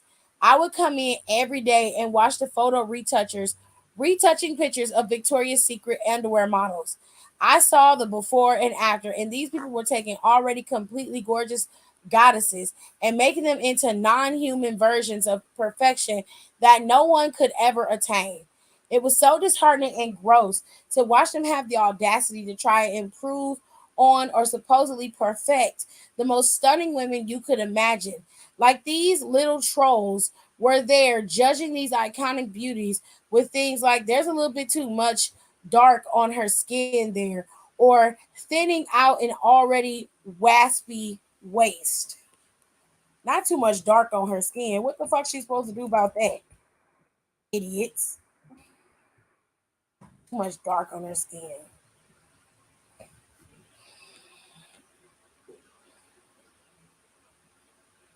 Okay. He's like, I don't mind liquid sugar. Fuck that dude that shot that man at Walgreens. Who got shot at Walgreens? I worked at a hospital as a nurse assistant while in school and sometimes worked the labor and delivery floor. I heard them saying magic pacifier, so I asked what it was. And it was just the pacifiers that made sure it disappeared before returning the babies to the mother when the mothers requested no tap pacifiers to avoid nipple confusion. What?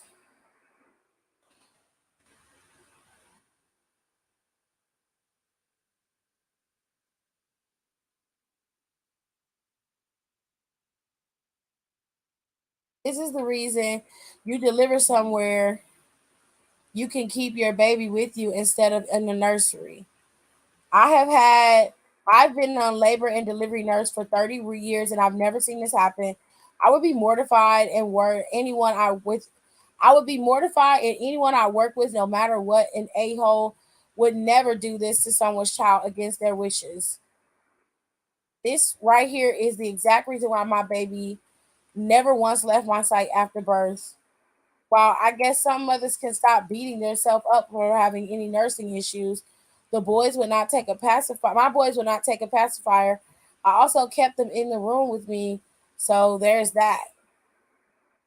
Wow. This is fucking gnarly.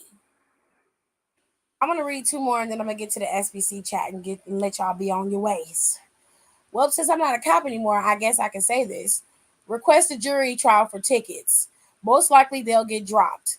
Not 100% guarantee that it will work, but the odds are definitely in your favor. Okay, Hunger Games.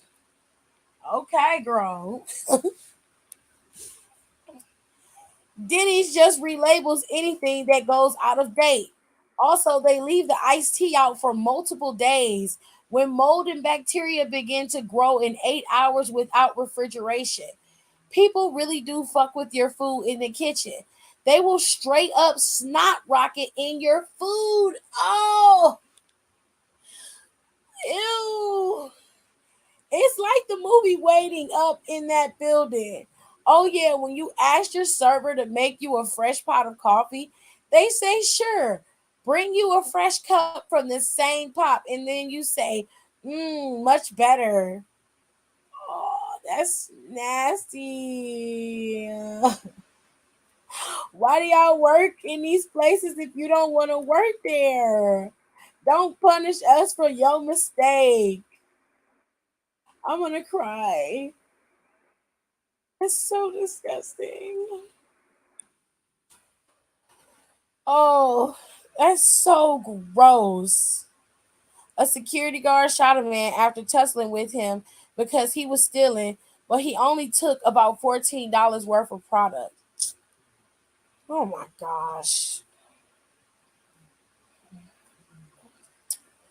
I worked at a hospital. One patient would come in every little bit. She had cancer and thought coming to the United States from Mexico would be better for her diagnosis. She was illegal, and illegal immigrants only qualify for emergency Medicaid only. She would be rushed in and hospitalized until she was stable enough for discharge. They would treat her for medical emergency, but once she left the hospital, she couldn't get any treatments or anything. So we would save her to discharge we would save her to discharge her to get her sick again and be back a few weeks later. It was heartbreaking to watch. That's rough. Never buy produce at Aldi. It doesn't get refrigerated until it's put out, other than that, it stays in the back hallway. Ew. Okay, got a few more. Used to work for this movie theater in DC when I was in high school.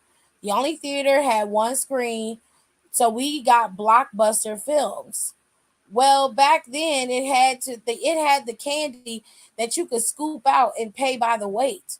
Well, those containers that were mixed with candy that fell on the floor while we were filming them while we were filling them up. Needless to say, I will never buy anything that is a mixture. Why are y'all so fucking nasty? Why?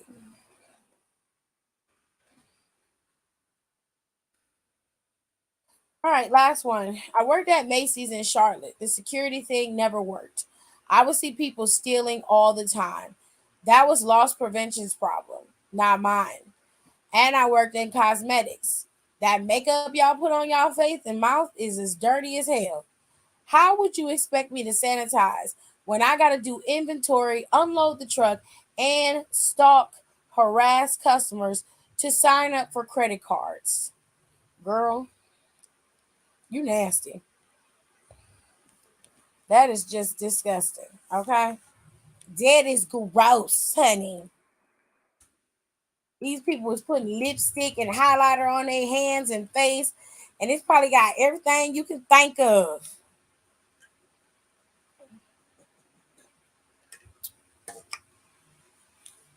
You're nasty, as my brother would say. You're nasty.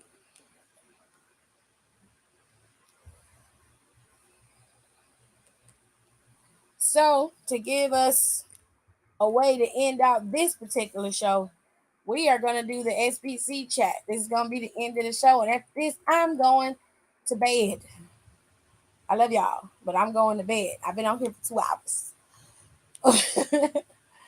All right. That was fun. I'm going to keep on reading some more. If I find some more that's worthwhile, I'm going to save them hoes.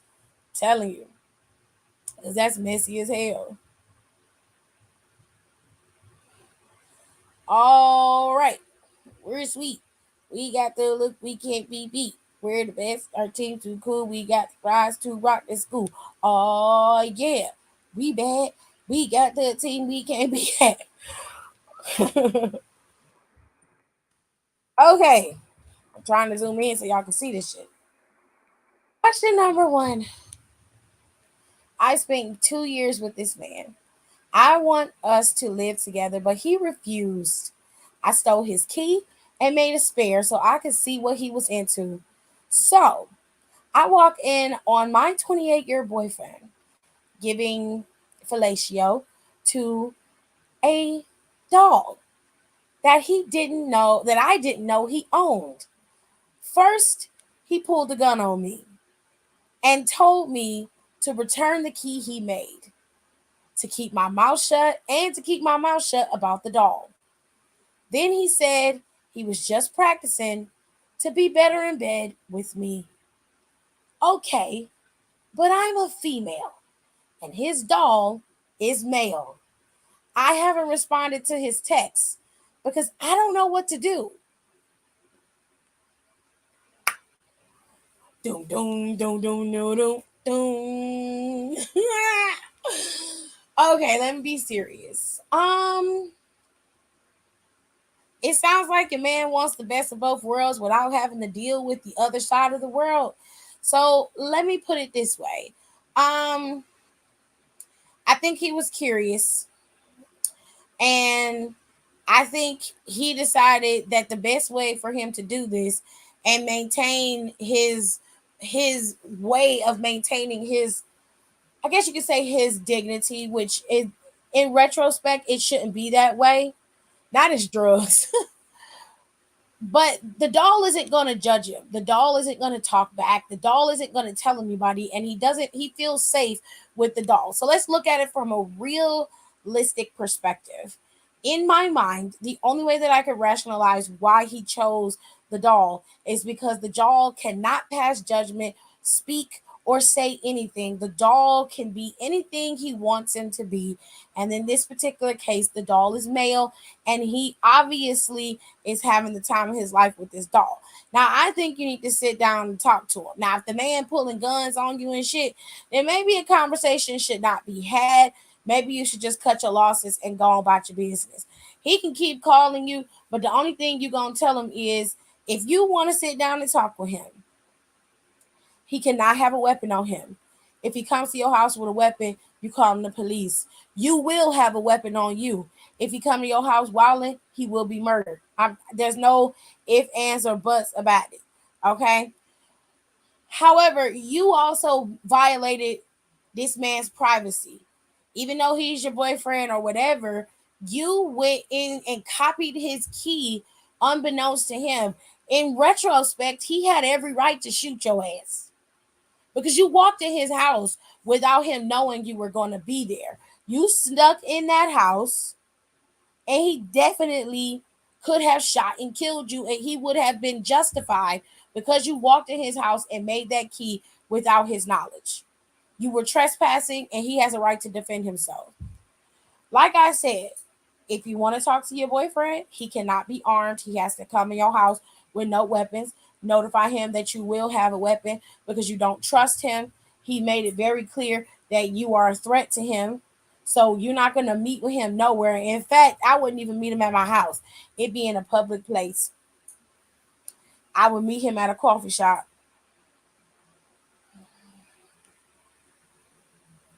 Or something. You know what I'm saying?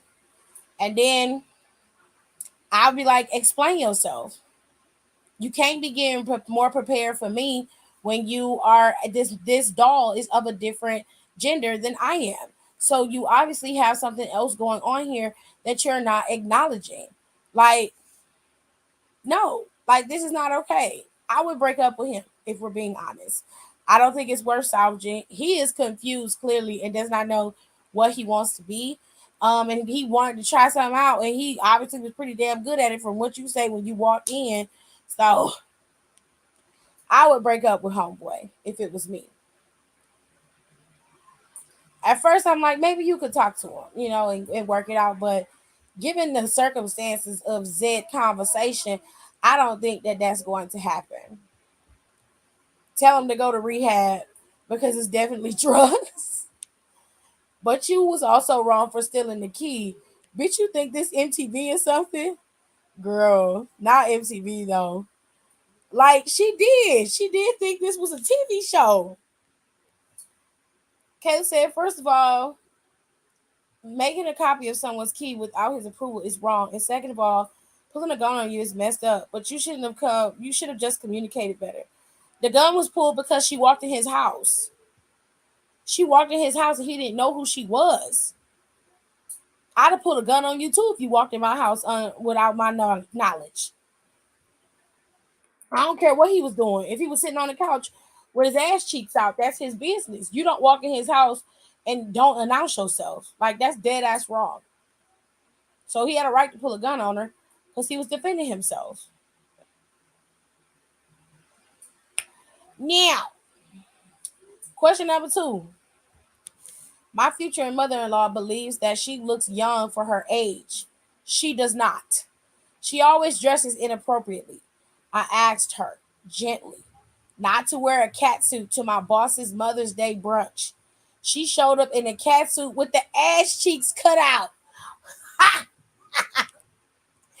She flirted unsuccessfully with my boss in front of his wife and went to the bathroom with a male coworker.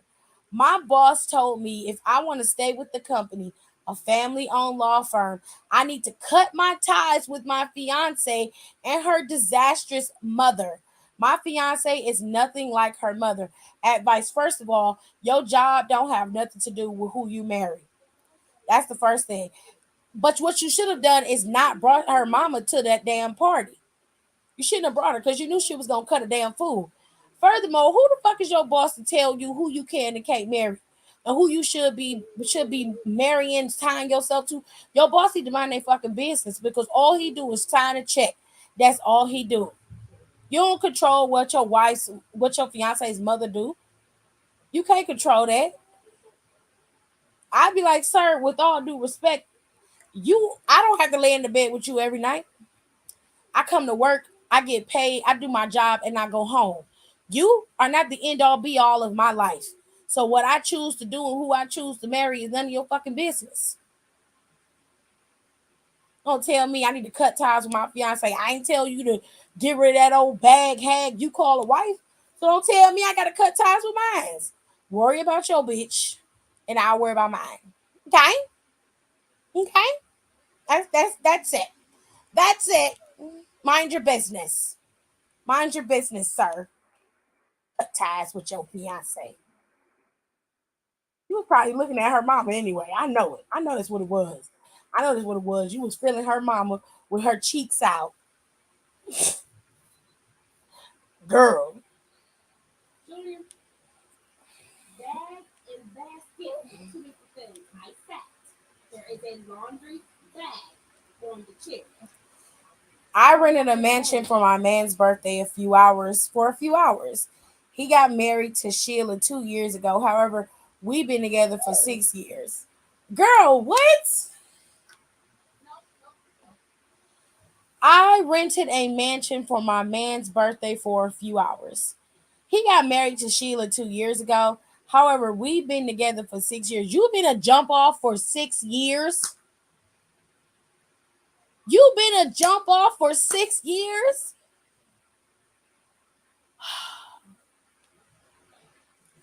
We were drunk. I thought I was sneaky peeing in the jacuzzi, but something else happened. You shit in the oh. You shit in the jacuzzi? He sobered up quick and said he understood, but had to get home to Sheila. He doesn't answer my calls or texts, and I think he broke up with me for good. We have history though, and I know he loves me. Is it likely that he's petty enough to walk away from our 6 years just because I had diarrhea?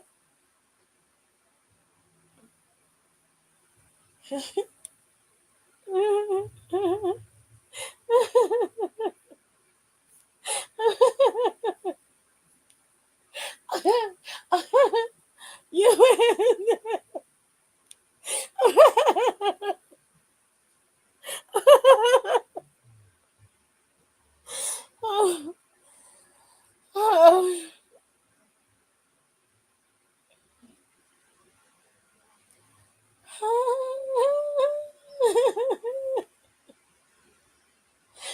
girl.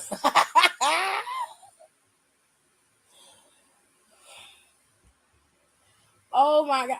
I don't first of all, here's where I'm confused. How did you confuse peeing with diarrhea?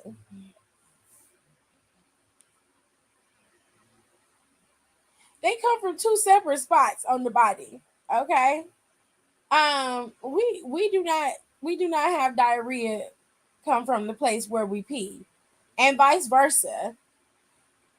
That don't even happen on men. Like men pee through the penis and then they shit through the ass. We have separate places that we utilize the waste receptacle. Okay.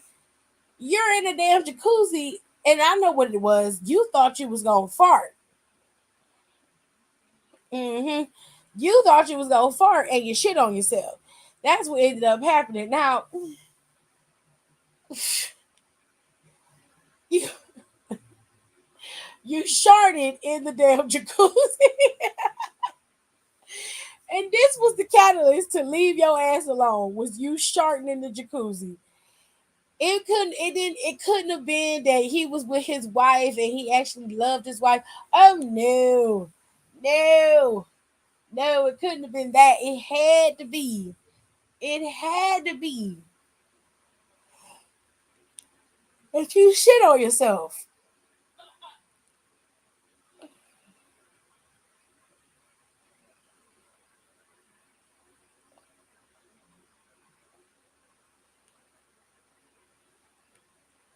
Girl, I don't have no thoughts for you because you a stupid bitch to begin with. This man had you as a side piece for 6 years and got married to another woman while he was still seeing you. You spent money on a whole mansion for his birthday for a few hours. For a few hours. And you shit in this jacuzzi, and that's the catalyst to make him break up with you.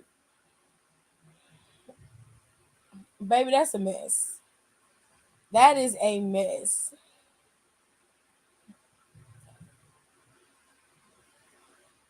This nigga said, I wouldn't fuck you no more either if I was married or not. Oh, why? Everybody shits. Everybody got a shit down there now. Come on. Just because he got married 2 years ago don't mean nothing. Baby, you been a side chick. Right? Why would he want to hang out in your pee anyways? Well, she was peeing in the jacuzzi unbeknownst to him. The jacuzzi is warm. It's not like being inside of a pool where the pool may or may not be heated and it has like a chlorine detection in there to detect if you peed on yourself or not. That's not the case. So inside a jacuzzi, it is always warm to a certain temperature.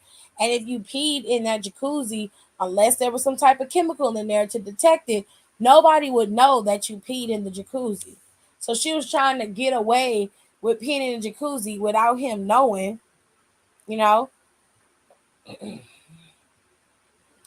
She probably thought it was right. She tried to fart and shit it on herself. No, she was peeing low key in the hot tub, Aaliyah.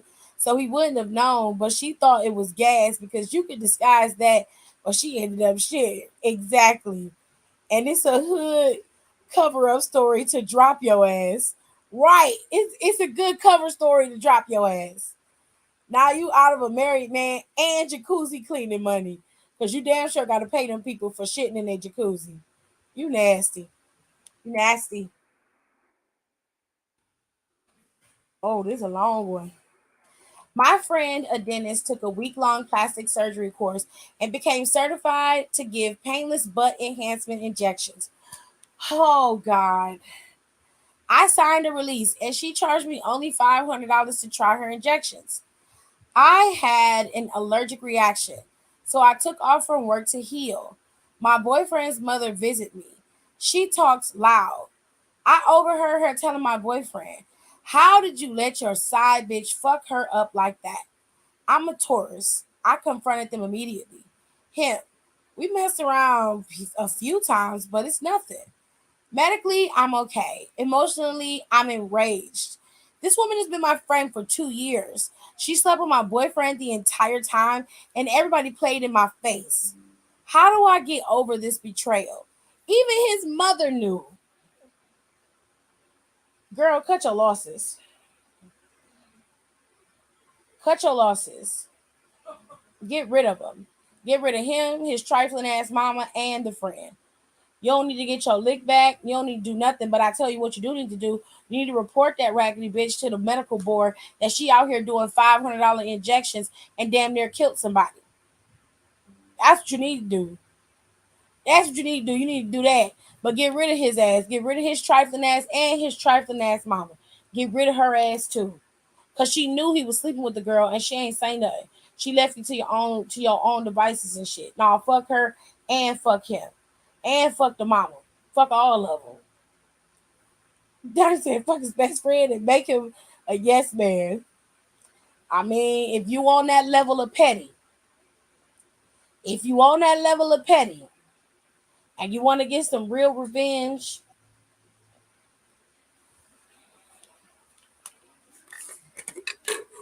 see, I'm real petty. I like to kill two birds with one stone. If it was me, I'd go after his daddy. But more than likely, he don't know who that nigga is.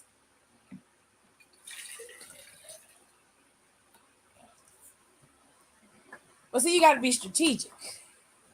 Okay? So here's what you do. You play nice for a little while. Make sure you keep your little side boo thing that's going to keep you happy and you can pretend to be happy with this man. You wait until he get himself together or however long it takes. You know, you got to be patient with your petty.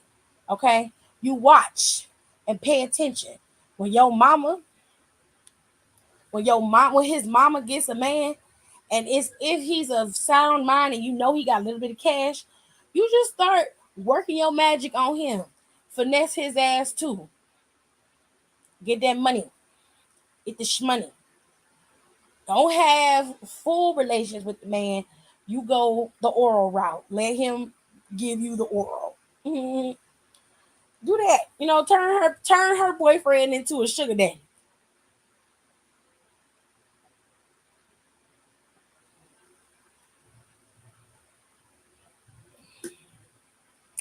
See how much she like it. You know?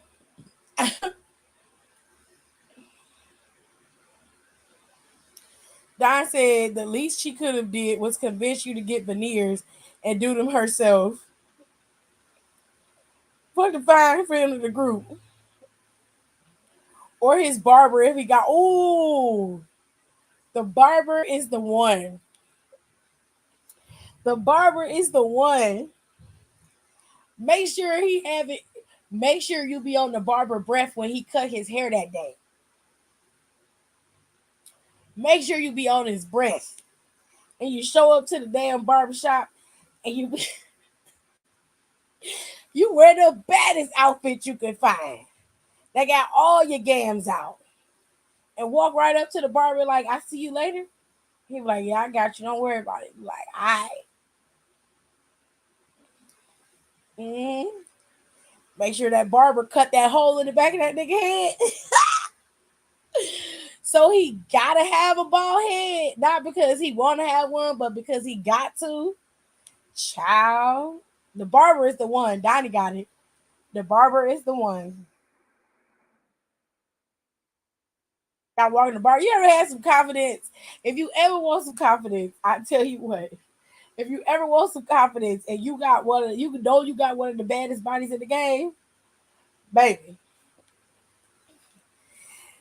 get your ass up, go to the store, get you some nice clothes, find something that's foreign fitted. That's real simple. Usually a sundress will work. Them nice bodycon cheap dresses from Amazon look really good on everybody's body, right? Get you a good waist shaper if you want to be a little bit snatched in the waist. But girl, if you ever wanted a little bit of confidence, just a booster. Just get your hair done, do your makeup, and wear one of those effortless dresses. And get a decent bra that pulls up the girls. And don't wear no drawers. And wear some flats. Flats and make sure your feet are done. And go in the barber shop and just talk to one of the barbers like you got a son who want to get their hair cut, you trying to get a new barber or something like that. Just go in there and talk shit up. I guarantee you them dudes in there will be losing their shit.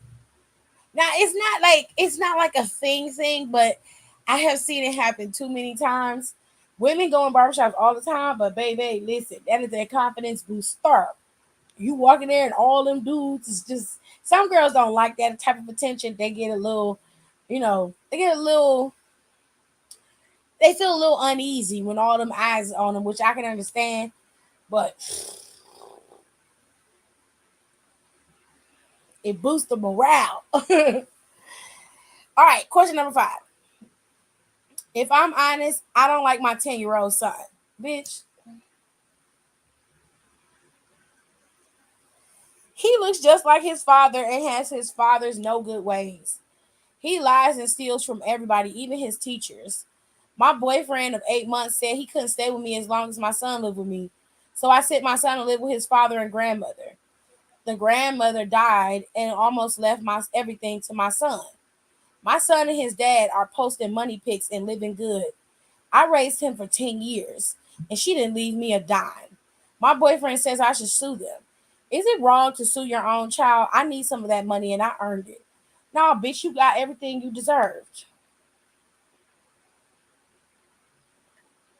You got everything you deserved. Is it wrong to sue your child? Yes, it is. Mind your fucking business.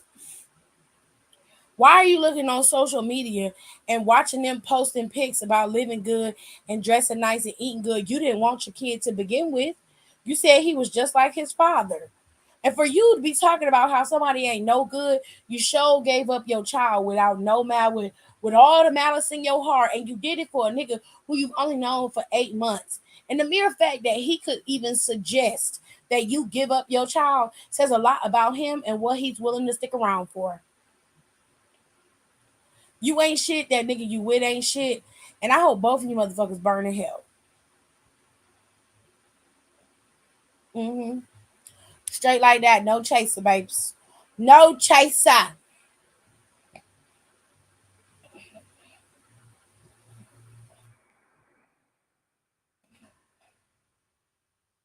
Question number 6, and then I'll be out your hair. My boyfriend got into a fight on his job, and another dude jumped in. I was there to pick him up from work, so I parked the car and broke up the fight with my bare mace. I got some good eggplant for being his ride or die queen. Then the security guard showed him footage that I was in the car watching the fight for a while and that I slow walked over there to break them up. True. I took my time getting out of the car. My dude deserved that ass whooping, and I was tired of his shit too. He broke up with me. How to convince him to trust me again? Girl, why was he fighting at the job? And why was you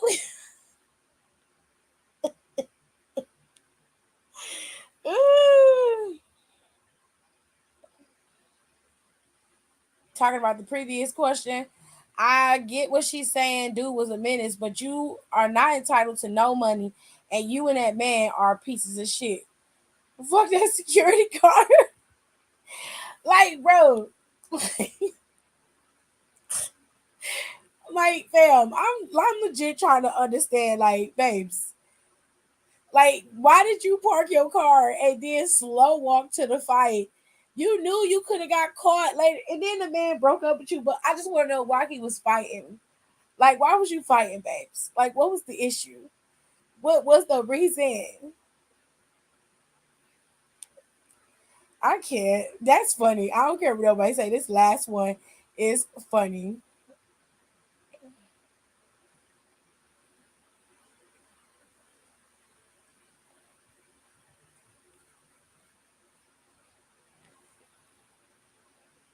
Because he fucking up good sex.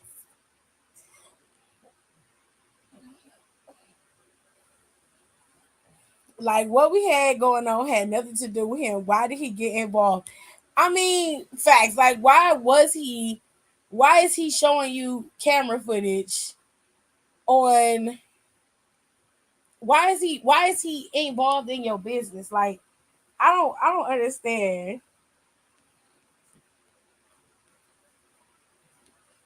Like, I'm very confused by that. And you want to understand how he can trust you again? Like, girl, I don't know. You're gonna have to fight your way through that. I don't know.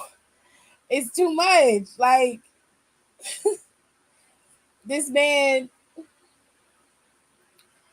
okay, like the best way I can explain it is this. I don't know exactly what he was fighting for, but at the end of the day, if y'all together and you love him and you don't want to see him hurt, you should not have been taking your sweet ass time to get over there to help him, especially if he was getting jumped. Because that's what it sounds like. You said your boyfriend got into a fight on his job and another dude jumped in. Okay. Like, you should have been more careful.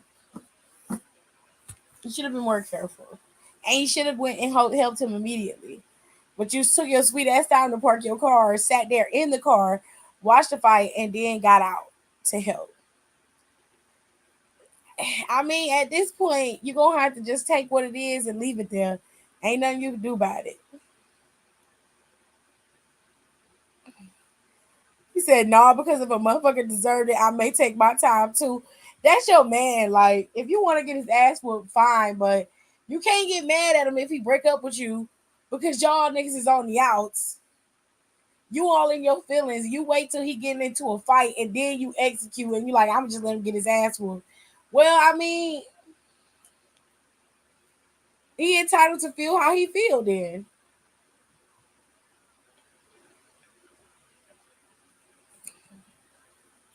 No shade, I'm just saying. Anyways, y'all, that was it. That was the 6 Brown Chicks chat, the SBC chat. That's all we got. We ain't got no more. The girl and I are going to film our... He said he is. Okay. I mean, he's entitled to feel how he feels. It is what it is. I'm not on nobody's side in that case. I hope that last minute dyke was important, was worth it. She said it was bomb, so it must have been. We're going to record a new podcast tomorrow. It's going to be very, very interesting. We're going to talk about the CM Punk stuff in depth, like I did here. We're also going to talk about some other things, you know. And we got our new top 5, this episode of top 5 that is coming out. It's going to be wrestling arch nemesis. Who are your wrestling arch nemesis? The people that you are just like, oh, it's on site, bro. Now, this is obviously for kayfabe reasons. This is obviously for characters or for people who just simply are pieces of shit. But we ain't trying to really fight nobody because we ain't got time for that. We talking about for kayfabe reasons. Okay. But I am fully against the security card. Oh, I need to be on that. Don't worry. I'll send the link tomorrow. You can come in. We're going to talk about wrestling arch nemesis, and it's going to be a fun time. Okay, so make sure you guys look out for that episode. I will have that episode uploaded by Friday. And I will see you guys Friday after SmackDown. Now, SmackDown is set to have a couple of people show up. Kevin and Sammy obviously are supposed to be there because they are scheduled to wrestle Roman and Solo at Night of Champions in Jeddah. Sir, there's a lot going on. And, of course, I don't know what's going to go on with the tag team champions. Liv and Raquel are still... Liv's still a little banged up. So until Liv gets better, it's going to be Raquel on her own for a little while. With all that being said, we're going to be looking into seeing AJ Styles probably going to have something to say to Seth or what have you. It's going to be a lot. It's going to be a lot of things going on. With all that being said, I hope you guys enjoyed the show, and I will see you guys in my next one. Thank y'all so much for being here, and I appreciate every single one of you guys for being a part of my show. Please be sure to check out my wrestling podcast, Down for the Count, with my girls, and of course, the personal podcast with the entertainment, pop culture, and news of the KTT podcast. Like I said before, we have pop culture that we just love to talk about. Okay, pop culture includes any and all celebrity news. I have the Red Rum True Crime series where I talk about all of the stories in the news that have to do with murder and anything very, very high profile in terms of murder. And of course, we have Am I the Asshole Fridays and Twitter stories. That includes my personal recap of the SBC chat and of course, some Reddit Am I the Asshole stories that need my advice, honey, because I just love to talk. So, if you love me, please do me a favor, run on over there and follow both of my podcasts. Because the wrestling podcast is where it's at when it comes to the wrestling. The girls always got it handled on that front. But y'all, my other podcast is my personal baby, and I really want it to pop off. So go over there and follow both of them. They're both available on Spotify. And don't forget to rate, comment, and subscribe. And I will see you guys in our next one. Bye.